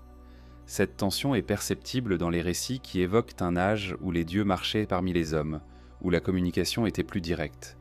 Derrière cette image se cache peut-être le souvenir d'un temps où le monde semblait plus intelligible. La connaissance perdue n'est donc pas seulement technique ou scientifique, elle est aussi existentielle. Elle concerne la manière dont une civilisation se situe dans l'univers. Lorsque cette position est ébranlée, le savoir devient fragile, fragmenté, défensif. Il se protège au lieu de s'étendre. Aujourd'hui, en étudiant ces textes, il est difficile de ne pas percevoir une forme de mélancolie silencieuse. Non pas une tristesse exprimée, mais une conscience diffuse d'avoir franchi un seuil irréversible. Les Sumériens ne disent pas explicitement que quelque chose a été perdu. Ils le montrent parce qu'ils ne peuvent plus faire, parce qu'ils n'écrivent plus. Et derrière cette perte, une question demeure. Si un événement a été capable de briser non seulement des villes, mais aussi la continuité du savoir, quelle était sa nature exacte ? Était-ce simplement une catastrophe parmi d'autres, ou la manifestation d'une force que même une civilisation attentive et méthodique ne pouvait ni prévoir ni contenir ? Une question qui conduit naturellement à examiner les outils évoqués dans les textes, ces instruments décrits comme des armes sans nom, capables de transformer le monde sans laisser de place à la compréhension immédiate. À mesure que la connaissance se fragmente et que les certitudes s'effritent, une expression revient, discrète mais insistante, dans plusieurs textes sumériens. Elle n'est jamais définie clairement. Elle n'est pas décrite dans ses mécanismes. Elle est simplement évoquée comme une chose utilisée une fois, puis tenue à distance. Les scribes parlent d'une arme, mais ce mot est insuffisant. Il ne renvoie ni à une lance, ni à une flèche, ni à quoi que ce soit de forgé par des mains humaines. Cette arme n'a pas de forme stable dans les récits. Parfois, elle est associée à la lumière. D'autres fois, au souffle ou au bruit. Elle ne coupe pas, ne perce pas, ne brûle pas au sens ordinaire. Elle agit à travers l'air, à travers la distance, et ses effets dépassent largement l'instant de son usage. Les Sumériens n'avaient pas de vocabulaire pour la décrire précisément. Ils l'ont donc laissée sans nom. Dans les tablettes les plus anciennes, cette arme est liée aux dieux. Elle est conservée, contrôlée, sortie rarement. Les textes insistent sur son caractère exceptionnel. Elle n'est pas utilisée dans les conflits ordinaires, ni pour punir des individus. Elle intervient dans des situations extrêmes, lorsque l'ordre du monde lui-même semble menacé ou doit être réajusté. Cette logique est dérangeante car elle suggère une capacité à transformer le paysage à une échelle qui dépasse toute intention humaine. Les scribes prennent soin de préciser que cette arme ne doit pas être utilisée à la légère. Après son emploi, des discussions ont lieu parmi les dieux. Des avertissements sont formulés, certains textes fragmentaires évoquent une forme de regret ou du moins de retenue rétrospective. L'arme a produit un effet plus vaste que prévu. Elle a dépassé son objectif initial. Ce détail est crucial. Il suggère que même ceux qui contrôlaient cette force n'en maîtrisaient pas entièrement les conséquences. L'arme sans nom n'est pas seulement puissante, elle est imprévisible. Elle ne se contente pas de détruire une cible. Elle modifie l'environnement, perturbe les cycles, affecte les générations futures. Cette reconnaissance implicite transparaît dans le silence qui suit son usage. Les textes ultérieurs évitent soigneusement de la décrire à nouveau. Ils la mentionnent de manière allusive, comme un souvenir dangereux. Lorsqu'elle apparaît, c'est souvent dans des contextes mythologiques plus abstraits, où ses effets sont symbolisés plutôt que détaillés. Cette évolution narrative peut être interprétée comme une stratégie de mise à distance. Ce qui ne peut être contrôlé doit être enveloppé de récits. Les Sumériens distinguaient clairement les armes humaines des instruments divins. Les premières sont nombreuses, décrites avec précision.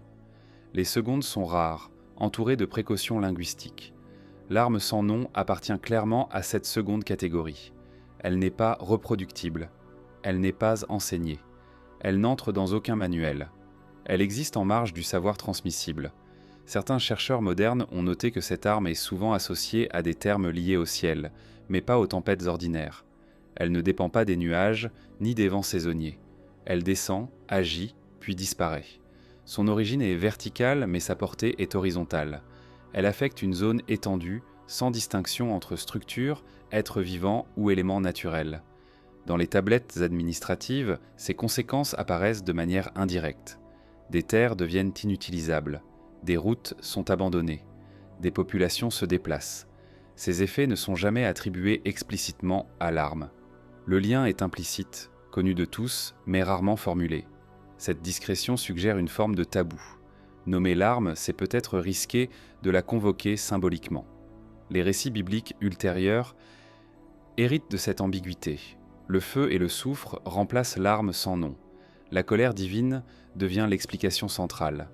Mais ces images simplifient ce que les textes sumériens laissaient volontairement flou. Là où les traditions plus tardives moralisent, les premières sources constatent et se taisent. Ce silence est révélateur. Une civilisation aussi prolifique en écrit ne se tait jamais sans raison. L'absence de description détaillée suggère une conscience aiguë du danger de fixer certains savoirs. L'arme sans nom n'est pas oubliée par ignorance. Elle est tenue à l'écart par prudence. Il est également possible que cette arme ait été comprise à un certain niveau, mais que cette compréhension ait été perdue avec le temps. Les fragments actuels ne livrent qu'une silhouette, un contour flou. Ce que les scribes savaient réellement nous échappe. Mais leur choix d'écriture laisse entrevoir une volonté de limiter la transmission. Dans certaines tablettes tardives, on trouve des mises en garde contre la curiosité excessive, des phrases qui suggèrent que tout savoir n'est pas bénéfique. Cette idée, rare dans une culture fondée sur l'observation, prend ici une importance particulière. L'arme sans nom devient le symbole d'une connaissance dangereuse, d'un seuil à ne pas franchir. Les archéologues modernes, confrontés à ces textes, ressentent une tension similaire. Le désir de comprendre se heurte à l'opacité des sources. Chaque hypothèse reste fragile, et pourtant les indices convergent. Une force a été libérée. Elle a produit des effets mesurables, durables. Elle a laissé une trace dans les textes, dans le sol, dans la mémoire culturelle. Ce qui distingue cette arme de toutes les autres, c'est son absence de répétition. Elle n'est pas devenue un outil récurrent. Elle n'a pas transformé la guerre ou la politique de manière progressive. Elle apparaît une fois, puis disparaît du champ des possibles. Cette singularité renforce son caractère exceptionnel. Elle n'est pas intégrée, elle est exclue. Cette exclusion a des conséquences profondes. Elle laisse une zone d'ombre dans la compréhension du passé. Elle empêche une lecture entièrement rationnelle des événements. Mais elle protège aussi. En laissant l'arme sans nom dans le silence, les Sumériens ont peut-être cherché à empêcher qu'elle ne soit imitée, recherchée, réactivée. Aujourd'hui, cette stratégie de silence résonne étrangement. Dans un monde où la connaissance est souvent valorisée sans réserve, ces textes anciens rappellent une autre attitude possible, celle de reconnaître qu'il existe des forces dont la compréhension complète peut dépasser les capacités humaines ou menacer l'équilibre même que le savoir cherche à maintenir. L'arme sans nom, telle qu'elle apparaît dans les tablettes, n'est donc pas seulement un objet de destruction. Elle est un point de bascule, un moment où une civilisation attentive, méthodique, a rencontré une limite. Et plutôt que de la franchir à nouveau, elle a choisi de s'en souvenir à demi à travers des allusions, des silences, des fragments. Mais même réduite à l'état de trace, cette arme continue de poser une question insistante. Si une telle force a existé, si elle a été utilisée, puis délibérément mise à l'écart, que reste-t-il aujourd'hui de ses effets dans la matière elle-même ? Car au-delà des textes et des récits, la Terre conserve parfois une mémoire plus fidèle que l'argile gravée, une mémoire inscrite dans les couches du sol, dans les anomalies encore détectables, qui oblige la science moderne à confronter ces anciens silences à des données bien réelles. Lorsque l'arme sans nom cesse d'être évoquée, un autre phénomène prend sa place dans les textes. Ce n'est pas un événement spectaculaire, ni un signe venu du ciel. C'est une absence. Un vide progressif, presque méthodique. Les tablettes ne parlent plus de la plaine détruite comme d'un lieu actif, ni même comme d'un lieu maudit. Elles cessent simplement d'en parler. Ce silence n'est pas immédiat. Il s'installe. Les premières générations après la catastrophe mentionnent encore la région de manière indirecte. On la contourne. On la qualifie par ce qu'elle n'est plus. Puis, peu à peu, même ces références disparaissent. Les routes sont redessinées, les itinéraires commerciaux évitent naturellement l'espace vide. Les listes de villes n'incluent plus les noms disparus. Ce n'est pas un effacement brutal, mais une érosion volontaire de la mémoire. Dans les sociétés anciennes, le silence n'est jamais neutre. Ne pas nommer, c'est décider. Les Sumériens, grands archivistes du réel, choisissent ici de ne pas documenter. Cette décision collective suggère une compréhension partagée. Le lieu existe encore physiquement, mais il ne fait plus partie du monde humain. Il est relégué hors du récit. Les temples, lorsqu'ils sont mentionnés, le sont comme des ruines abandonnées. Aucun projet de reconstruction n'apparaît. Aucun rite de purification n'est consigné. Cette absence est significative. Les Sumériens croyaient profondément à la possibilité de restaurer l'ordre par le rituel. Si aucun rite n'est tenté, c'est peut-être parce que l'événement a été perçu comme définitif, irréversible. Le silence s'étend aussi aux dieux associés à la région. Leurs noms apparaissent de moins en moins. Ils ne sont pas remplacés par d'autres. Ils s'éteignent doucement dans les textes, comme des étoiles dont on cesse de suivre la trajectoire. Cette disparition suggère une rupture dans la relation entre ces divinités et le monde humain. Elles ne sont pas reniées, mais mises à distance. Dans certains documents tardifs, on trouve des allusions à des zones où il ne faut pas rester longtemps, où l'air est mauvais, où le sol fatigue les voyageurs. Ces mentions sont brèves, pratiques, sans dimension mythologique marquée. Le danger n'est pas sacralisé. Il est traité comme une donnée environnementale. Cette sobriété renforce l'idée que le silence n'est pas une négation, mais une adaptation. Les populations déplacées s'installent ailleurs. Elles recréent des structures sociales, agricoles, religieuses, mais quelque chose a changé. Les textes montrent une méfiance accrue envers les phénomènes inhabituels. Les présages sont interprétés avec plus de prudence. Les anomalies ne sont plus intégrées rapidement dans un schéma explicatif. Elles sont observées, notées, parfois laissées sans conclusion. Ce silence n'est pas un oubli. Il est une mémoire compressée. Les Sumériens continuent de transmettre, à voix basse, des avertissements implicites. Les lieux à éviter sont connus sans être nommés. Les récits circulent sans être fixés dans l'argile. Cette transmission orale, moins visible, échappe en grande partie aux archives, mais elle se devine dans les choix d'implantation et dans les habitudes collectives. Les archéologues modernes observent ce silence dans les couches matérielles. Après la destruction, il n'y a pas de tentative sérieuse de recolonisation pendant une longue période. Ce n'est pas un simple déclin économique. Les régions voisines prospèrent. Le vide est localisé, précis. Il correspond à un choix humain, pas à une incapacité générale. Le silence agit aussi sur le langage. Certains termes associés à la catastrophe disparaissent ou changent de sens. Les mots liés à la lumière extrême, au souffle destructeur, ne sont plus utilisés de la même manière. Ils deviennent symboliques, poétiques, détachés de leur origine concrète. Le langage se protège en se transformant.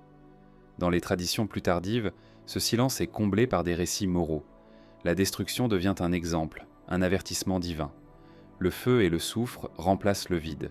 Mais ces récits masquent autant qu'ils révèlent. Ils donnent une forme narrative à ce qui, à l'origine, était une expérience brute, difficile à interpréter. Le silence après la destruction n'est donc pas une absence de mémoire, mais une mémoire choisie. Il reflète une décision collective de ne pas revivre, ne pas répéter, ne pas creuser trop profondément.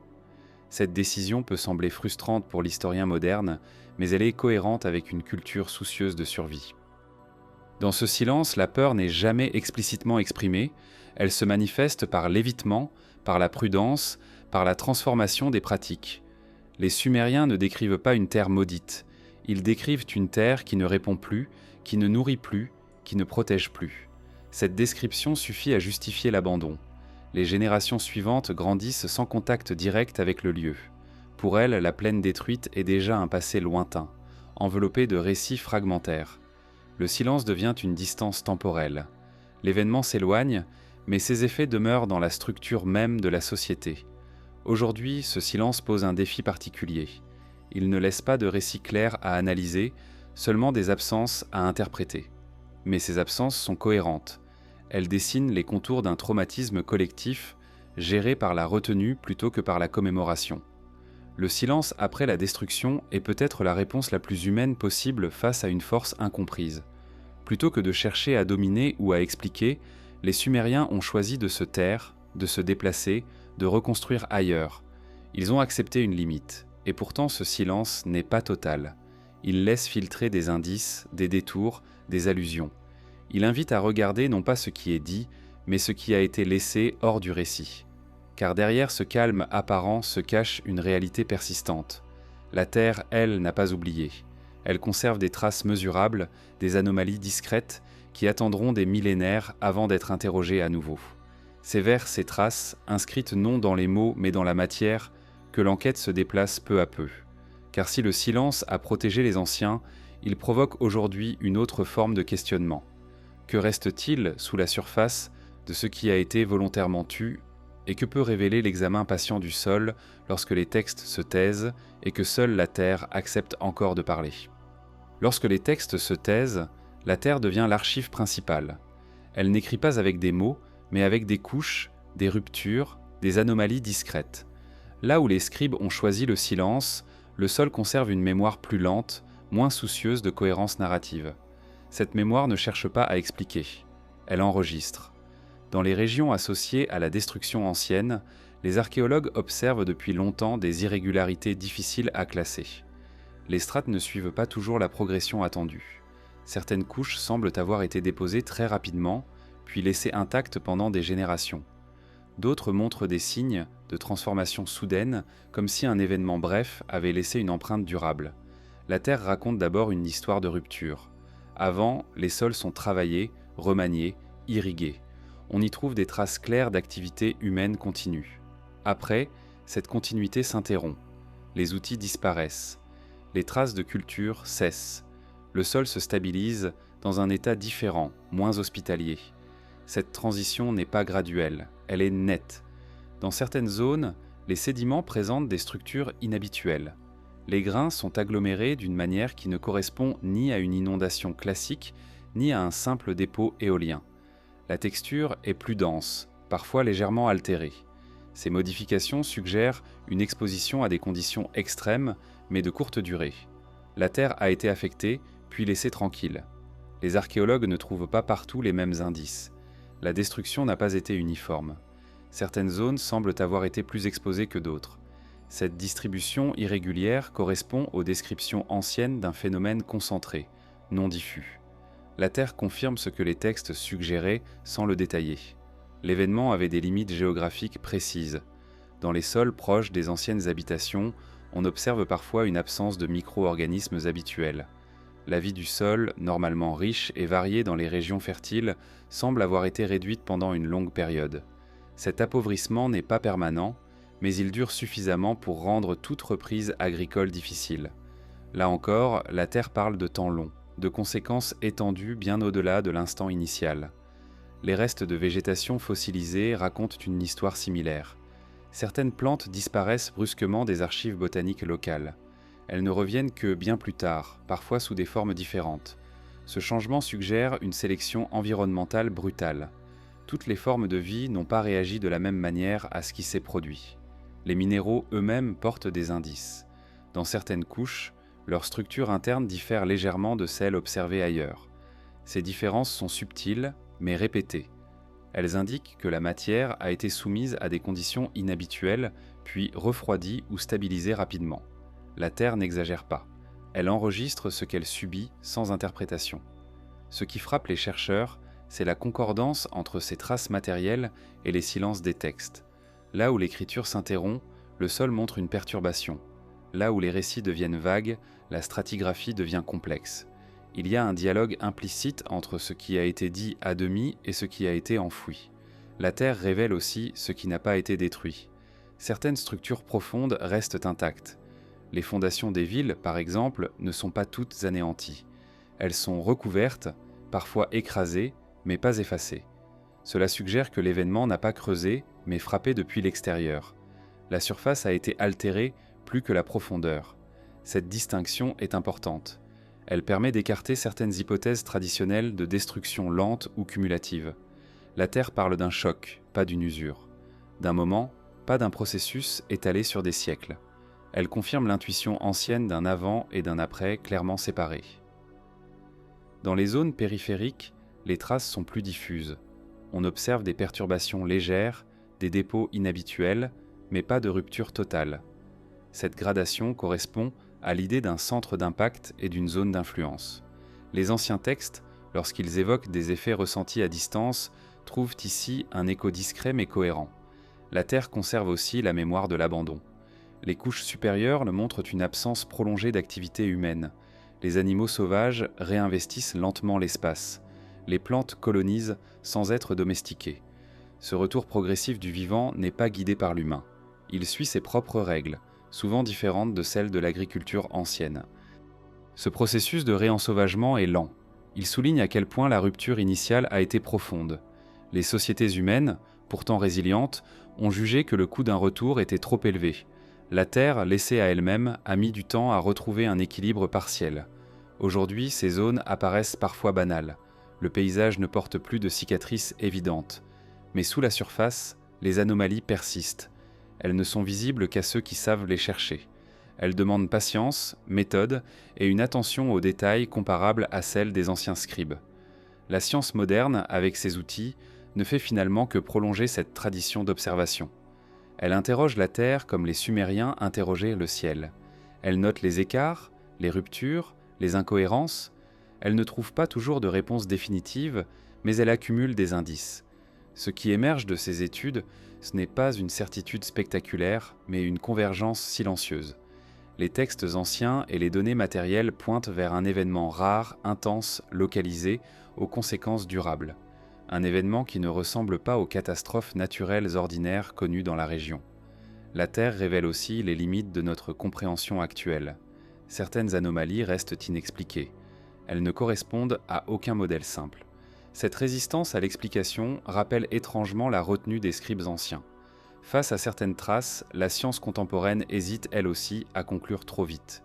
Il y a dans cette hésitation un écho du passé, une reconnaissance implicite que tout ne peut pas être réduit immédiatement à des catégories familières. La Terre, comme l'argile gravée, invite à la prudence. Elle suggère sans affirmer. Elle montre sans interpréter. En cela, elle prolonge le silence ancien, mais sous une autre forme. Ce n'est plus un silence culturel ou religieux, mais un silence méthodologique. Une pause dans le discours, un espace laissé à l'observation prolongée. Ce que la Terre révèle encore, ce n'est donc pas une réponse définitive, mais une continuité, une ligne discrète qui relie les scribes sumériens, les traditions ultérieures et les chercheurs modernes, tous confrontés à un même constat. Quelque chose s'est produit, quelque chose d'assez puissant pour modifier durablement un paysage et une société, et quelque chose dont la nature exacte reste difficile à nommer. À mesure que l'enquête avance, une tension apparaît, entre le désir d'expliquer et la nécessité de rester fidèle aux indices, entre l'envie de conclure et l'obligation de reconnaître l'incertitude. Cette tension n'est pas un échec, elle est peut-être l'héritage le plus authentique de cet événement ancien. car si la Terre parle encore, elle ne livre pas de récits simples. Elle oblige à écouter longtemps, à comparer, à douter. Elle rappelle que certaines traces ne se laissent comprendre qu'en acceptant leur complexité. Et derrière cette complexité, une question persiste, toujours ouverte. Comment la science moderne, avec ses cadres et ses méthodes, peut-elle dialoguer avec des récits anciens qui décrivent un monde transformé par une force venue du ciel, sans réduire l'un à l'autre, mais en laissant à chacun sa part de vérité ? Lorsque la science moderne s'approche des récits anciens, elle le fait avec prudence. Elle ne cherche pas à confirmer des mythes, ni à les invalider. Elle observe, mesure, compare. Pourtant, face aux textes sumériens et aux traditions associées à la destruction de la plaine du Sud, cette démarche rencontre une résistance inhabituelle. Les récits sont trop précis pour être ignorés, mais trop fragmentaires pour être pris au pied de la lettre. Les sciences de la Terre, de l'archéologie à la géologie, ont appris à lire les paysages comme des archives. Chaque couche, chaque anomalie raconte un événement ou une absence d'événement. Dans le cas de cette région, les données matérielles ne contredisent pas les récits anciens. Elles ne les confirment pas non plus de manière directe. Elles occupent un espace intermédiaire, celui de la compatibilité silencieuse. Les scientifiques constatent des traces de transformation rapide, localisées, suivies d'un abandon prolongé. Ce schéma n'est pas unique dans l'histoire humaine, mais il est rare. Les catastrophes naturelles connues laissent généralement des signatures spécifiques, répétables, comparables ailleurs. Ici, les signatures sont hybrides. Elles empruntent à plusieurs catégories sans s'y conformer pleinement. Cette ambiguïté oblige la science à ralentir. Les hypothèses doivent rester ouvertes. Les modèles habituels sont testés, puis mis de côté lorsqu'ils ne rendent pas compte de l'ensemble des observations. Ce processus n'est pas spectaculaire. Il est fait de doutes, de discussions, de révisions. Il ressemble, à bien des égards, à l'hésitation perceptible dans les textes anciens eux-mêmes. Les chercheurs modernes sont formés à se méfier des récits transmis sur de longues périodes. Ils savent que la mémoire humaine transforme, simplifie, amplifie. Pourtant, dans ce cas précis, certains détails résistent à cette logique. La séquence des événements décrite dans les textes anciens suit un ordre cohérent. La lumière précède, la retombée suit, le bruit accompagne, les effets persistent. Cette structure n'est pas typique des récits purement symboliques. La science n'exclut pas la valeur descriptive des témoignages anciens. Elle les traite comme des observations réalisées avec des outils conceptuels différents.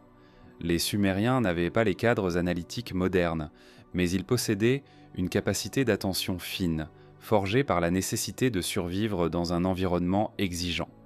Leurs descriptions, même exprimées dans un langage religieux, peuvent contenir des informations précieuses. Ce dialogue entre science et récit ancien est délicat. Il exige de résister à deux tentations opposées. La première est de tout réduire au mythe, de considérer les textes comme des constructions symboliques sans ancrage matériel. La seconde est de projeter des concepts modernes sur des mots anciens en forçant les correspondances. Entre ces deux écueils, une voie plus étroite s'ouvre. Cette voie consiste à reconnaître que les récits anciens peuvent être partiellement descriptifs, partiellement interprétatifs. Ils ne sont ni des rapports scientifiques, ni de simples fables. Ils sont le produit d'une tentative humaine de comprendre un événement qui dépassait les cadres disponibles. La science moderne, confrontée à des données incomplètes, se trouve dans une situation comparable. Les débats actuels autour de ces sites reflètent cette tension. Certains chercheurs privilégient des explications naturelles rares mais connues, adaptées au contexte régional. D'autres soulignent que certaines caractéristiques observées restent difficiles à intégrer dans ces modèles. Ces discussions ne sont pas idéologiques, elles sont méthodologiques. Elles témoignent d'un effort pour rester fidèles aux données sans les forcer dans des catégories familières. Ce qui distingue la science moderne, ce n'est pas sa certitude, mais sa capacité à suspendre le jugement. Face à des indices ambigus, elle accepte l'incertitude comme un état provisoire. Cette attitude rejoint, d'une certaine manière, la retenue des scribes anciens, qui ont consigné sans expliquer pleinement. La comparaison entre les récits antiques et les données modernes révèle aussi des différences profondes dans la relation au monde. Les Sumériens percevaient le ciel comme un acteur. La science moderne le voit comme un système. Pourtant, dans les deux cas, il s'agit de reconnaître que des phénomènes peuvent émerger sans intention humaine, avec des conséquences majeures.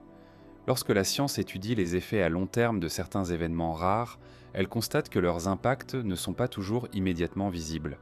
Les environnements peuvent sembler intacts tout en étant profondément altérés. Cette idée, centrale dans les récits anciens, trouve un écho discret dans les observations contemporaines. Les récits antiques, de leur côté, rappellent à la science que l'expérience humaine directe a une valeur. Les descriptions sensorielles, même imprécises, capturent des aspects que les mesures abstraites ne saisissent pas toujours. La confusion, la désorientation, le silence après l'événement sont des données en soi, difficiles à quantifier, mais essentielles pour comprendre l'impact réel. Dans ce dialogue, aucun des deux registres ne domine entièrement. La science ne remplace pas le récit. Le récit ne supplante pas l'analyse. Ils se complètent, chacun éclairant les zones d'ombre de l'autre. Cette complémentarité exige une forme d'humilité intellectuelle, rare mais nécessaire. Il est significatif que certaines questions restent ouvertes malgré des décennies de recherche. Cette persistance n'est pas un échec. Elle indique que l'événement étudié ne se laisse pas réduire à une cause unique, simple, immédiatement identifiable. Il résiste comme il a résisté aux scribes anciens. La science moderne, confrontée à ses limites, rejoint une intuition ancienne. Toutes les forces qui agissent sur la Terre ne sont pas régulières, ni prévisibles. Certaines surgissent, transforment, puis disparaissent, laissant derrière elles des traces difficiles à interpréter. Reconnaître cette réalité ne diminue pas la science. Cela l'inscrit dans une continuité plus large de l'expérience humaine. En fin de compte, la rencontre entre science moderne et récit antique ne vise pas à trancher définitivement. Elle vise à élargir le champ des possibles, à accepter que certaines questions nécessitent plusieurs langages pour être approchées. Les Sumériens ont utilisé le leur. Nous utilisons le nôtre. Entre les deux, il y a un espace de résonance. Un espace où les silences des textes anciens rencontrent les hésitations des chercheurs contemporains. Un espace où l'on apprend que comprendre ne signifie pas toujours conclure, mais parfois simplement reconnaître la profondeur d'une énigme. Et c'est précisément dans cet espace que se pose la dernière question, la plus persistante. Si les récits anciens et les observations modernes convergent sans se confondre, si tous deux suggèrent un événement rare et transformateur, alors que reste-t-il à interroger ? Peut-être non plus le comment, mais le pourquoi de notre fascination durable. Pourquoi des millénaires plus tard, cette destruction continue-t-elle de hanter la mémoire humaine, refusant de se refermer comme un simple épisode du passé ? Il arrive que certaines énigmes traversent les siècles sans perdre leur gravité. Elles changent de langage, de cadre, de méthode d'analyse, mais elles demeurent. La destruction de la plaine du Sud appartient à cette catégorie rare. Elle n'est pas seulement un événement ancien. Elle est une question persistante qui résiste à l'oubli autant qu'à la résolution. Ce qui frappe, ce n'est pas la violence décrite, ni même l'ampleur des conséquences, mais la manière dont cette destruction s'est inscrite dans la mémoire humaine. Elle n'a pas donné naissance à un récit unique, stabilisé, unanimement accepté. Elle a généré des fragments, des silences, des détours, comme si aucune forme narrative ne parvenait à contenir pleinement ce qui s'était produit. Les civilisations anciennes avaient l'habitude d'intégrer les catastrophes dans des cadres explicatifs clairs. Les inondations devenaient des épreuves cycliques, les famines, des rappels à l'ordre, les guerres, des ruptures politiques. Ici, rien de tel. La destruction ne s'inscrit dans aucun cycle. Elle ne prépare pas un renouveau immédiat. Elle laisse un vide durable, difficile à justifier. Ce vide est peut-être l'élément le plus troublant. Il ne s'agit pas seulement d'une région abandonnée, mais d'un espace mental laissé en suspens. Les textes n'expliquent pas. Les rituels ne réparent pas. Les récits ultérieurs déplacent la question sans la résoudre. La destruction reste là comme un point aveugle dans l'histoire. Pourquoi cet événement, parmi tant d'autres, a-t-il laissé une empreinte aussi particulière ? Pourquoi a-t-il provoqué non seulement des pertes matérielles, mais une retenue durable dans la manière de penser le monde ? Ces questions ne trouvent pas de réponse simple, et c'est peut-être ce qui leur permet de traverser le temps. La science moderne, malgré ses outils, se heurte à une limite similaire. Elle peut décrire des effets, identifier des anomalies, proposer des scénarios compatibles. Mais elle peine à produire une explication qui rassemble tous les indices sans reste. Il y a toujours un détail qui résiste, un aspect qui ne s'intègre pas complètement. Cette résistance alimente la fascination. Elle invite à revenir, encore et encore, sur les mêmes données, les mêmes textes, les mêmes sites. Chaque génération relit, réinterprète, reformule. Non parce que les réponses manquent totalement, mais parce qu'elles ne suffisent jamais à épuiser la question. Il est possible que cette énigme touche à quelque chose de plus profond qu'un simple événement historique. Elle interroge la relation humaine à l'imprévisible. Elle rappelle que certaines forces, certaines occurrences, échappent aux cadres établis même lorsqu'une civilisation est attentive, organisée, méthodique. Les Sumériens avaient rebâti leur monde sur la régularité. Les fleuves pouvaient être capricieux, mais ils obéissaient à des rythmes. Le ciel pouvait être observé, interprété. La destruction de la plaine du Sud a introduit une discontinuité radicale. Elle a montré que l'ordre pouvait être rompu sans avertissement compréhensible. Cette révélation a laissé une trace durable. Elle a modifié la manière de consigner le savoir, de transmettre l'expérience, de parler du ciel. Elle a instauré une prudence nouvelle, une distance entre l'observation et l'interprétation. Cette attitude, discrète mais persistante, traverse les siècles. Dans les récits ultérieurs, la destruction devient un avertissement moral. Mais cette moralisation semble être une réponse tardive, une tentative de donner un sens à ce qui n'en avait pas immédiatement. La faute humaine est invoquée pour combler un vide explicatif. Pourtant, les textes les plus anciens ne soutiennent pas clairement cette lecture. Ils décrivent des effets, pas des causes morales. Cette divergence entre les récits anciens et les interprétations plus tardives souligne la difficulté à accepter l'idée d'une catastrophe sans intention. L'esprit humain cherche des raisons, des responsabilités. Lorsque celles-ci manquent, le malaise persiste. La question refuse de disparaître parce qu'elle touche à cette zone d'inconfort. Aujourd'hui, cette énigme résonne d'une manière particulière. Les sociétés modernes, malgré leur sophistication technologique, sont elles aussi confrontées à des phénomènes rares, imprévus, aux conséquences étendues. La tentation de tout expliquer, de tout maîtriser, se heurte parfois à des limites similaires. La destruction ancienne devient alors plus qu'un objet d'étude. Elle devient un miroir. Elle reflète une inquiétude constante, celle que le monde, malgré nos modèles et nos savoirs, puisse encore nous surprendre de manière radicale. Cette inquiétude n'est pas formulée explicitement dans les textes anciens, mais elle affleure dans leur silence. La question qui persiste n'est donc pas uniquement historique, elle est existentielle. Comment une civilisation, ancienne ou moderne, intègre-t-elle l'idée que certaines forces échappent durablement à la compréhension et au contrôle ? Comment vit-on avec cette incertitude sans sombrer dans la peur ou le déni ? Les Sumériens semblent avoir répondu par la retenue, par le déplacement, par le silence. Ils n'ont pas cherché à reconstruire immédiatement sur les ruines. Ils ont accepté la perte comme définitive. Cette acceptation, loin d'être une faiblesse, révèle une forme de lucidité. La science moderne, de son côté, répond par l'enquête continue, par l'accumulation patiente de données, par l'acceptation provisoire de l'incertitude. Ces deux attitudes, séparées par des millénaires, se rejoignent dans leur refus de conclure trop vite. La question refuse de disparaître parce qu'elle n'appelle peut-être pas une réponse unique. Elle exige un dialogue permanent entre disciplines, entre époques, entre manières de penser. Elle rappelle que le passé n'est pas figé, qu'il continue de poser des problèmes au présent. Et peut-être est-ce là sa fonction la plus profonde. Non pas fournir une explication définitive, mais maintenir ouvert un espace de réflexion. Un espace où le mythe et la science, l'argile et la terre, la mémoire et la matière se rencontrent sans se confondre. Dans cet espace, la destruction de la plaine du Sud cesse d'être un simple épisode ancien. Elle devient un rappel discret mais persistant. Un rappel que certaines questions valent d'être conservées intactes, sans être résolues, parce qu'elles nous obligent à rester attentifs, humbles et conscients de la profondeur silencieuse du monde que nous habitons.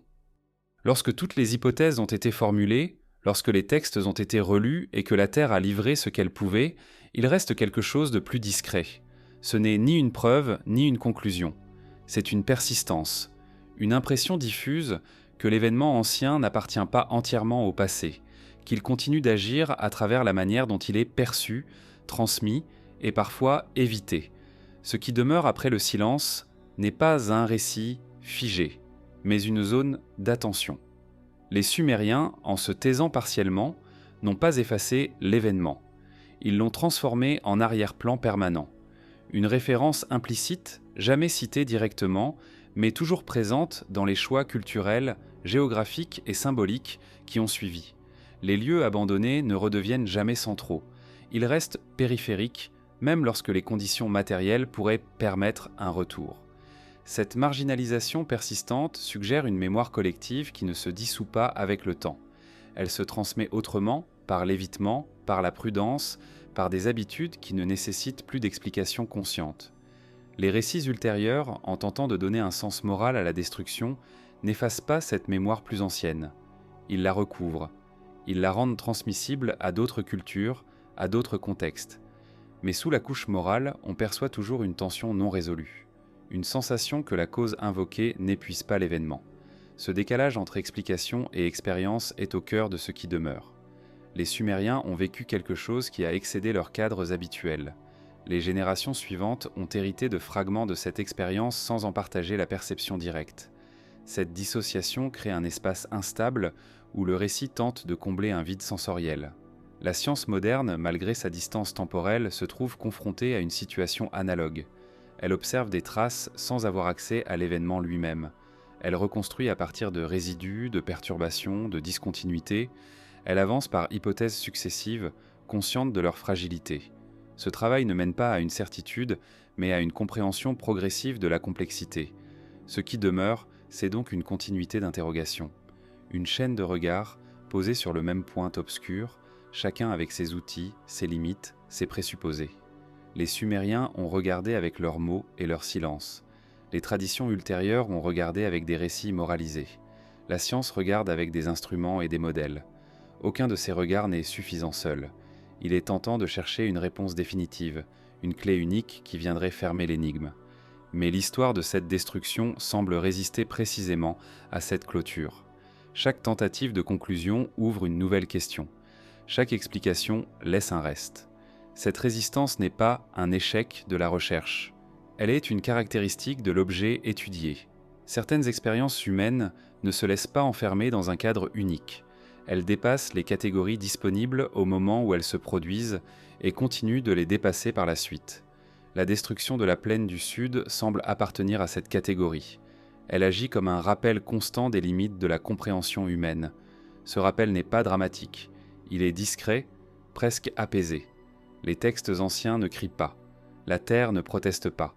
Tout est calme, en surface. Mais sous ce calme, une profondeur demeure. Une profondeur faite de ruptures, de silences, de choix irréversibles. Ce qui demeure après le silence, c'est aussi une leçon implicite sur la transmission. Les Sumériens n'ont pas tout transmis. Ils ont sélectionné, filtré, laissé des vides. Cette sélection n'était pas arbitraire. Elle reflétait une intuition profonde. Tout savoir n'est pas immédiatement partageable. Tout événement ne peut être réduit à un enseignement clair. Cette intuition traverse les siècles. Elle se retrouve dans la prudence moderne face à certaines découvertes, dans la reconnaissance que comprendre implique aussi de savoir s'arrêter. La fascination pour cette destruction ancienne ne tient pas seulement à ce qu'elle suggère, mais à ce qu'elle retient. Les paysages actuels, là où les villes anciennes se sont tues, ne portent plus de signes évidents de catastrophe. La nature a repris ses droits. Le temps a adouci les contrastes. Mais cette apparente normalité est trompeuse. Elle repose sur une stratification de décisions humaines, d'abandon, de silence accumulé. Ce qui demeure, c'est la conscience que certains lieux ont une histoire plus lourde que leur apparence ne le laisse penser, que certaines terres portent des mémoires qui ne se manifestent pas par des ruines visibles, mais par des absences de villes, de routes, de récits détaillés. Cette forme de mémoire négative est difficile à appréhender. Elle demande une attention particulière, une écoute des creux, plutôt que des reliefs. Les Sumériens semblaient l'avoir comprise intuitivement. Ils ont laissé la place à cette absence sans chercher à la combler entièrement. Aujourd'hui, cette attitude résonne avec une forme de maturité intellectuelle. Accepter que tout ne puisse pas être reconstruit. Que certaines questions méritent d'être posées sans exiger de réponse immédiate.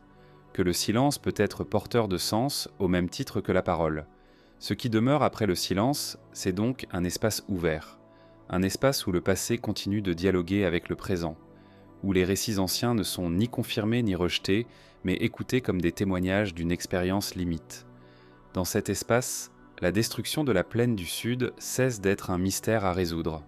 Elle devient un point de référence, un rappel constant que le monde, malgré sa régularité apparente, peut produire des événements qui échappent durablement à la compréhension immédiate. Et peut-être est-ce là sa véritable importance. Non pas dans ce qu'elle nous apprend sur une catastrophe ancienne, mais dans ce qu'elle révèle sur la manière dont les sociétés humaines font face à l'inconnu. par l'observation, par le récit, par le silence, et par une attention prolongée à ce qui refuse de disparaître complètement. Car même après des millénaires, même lorsque les villes sont redevenues poussière et que les textes sont fragmentaires, quelque chose demeure. Une question calme, persistante, inscrite à la fois dans l'argile, dans la terre et dans la mémoire humaine. Une question qui ne demande pas à être résolue, mais simplement reconnue.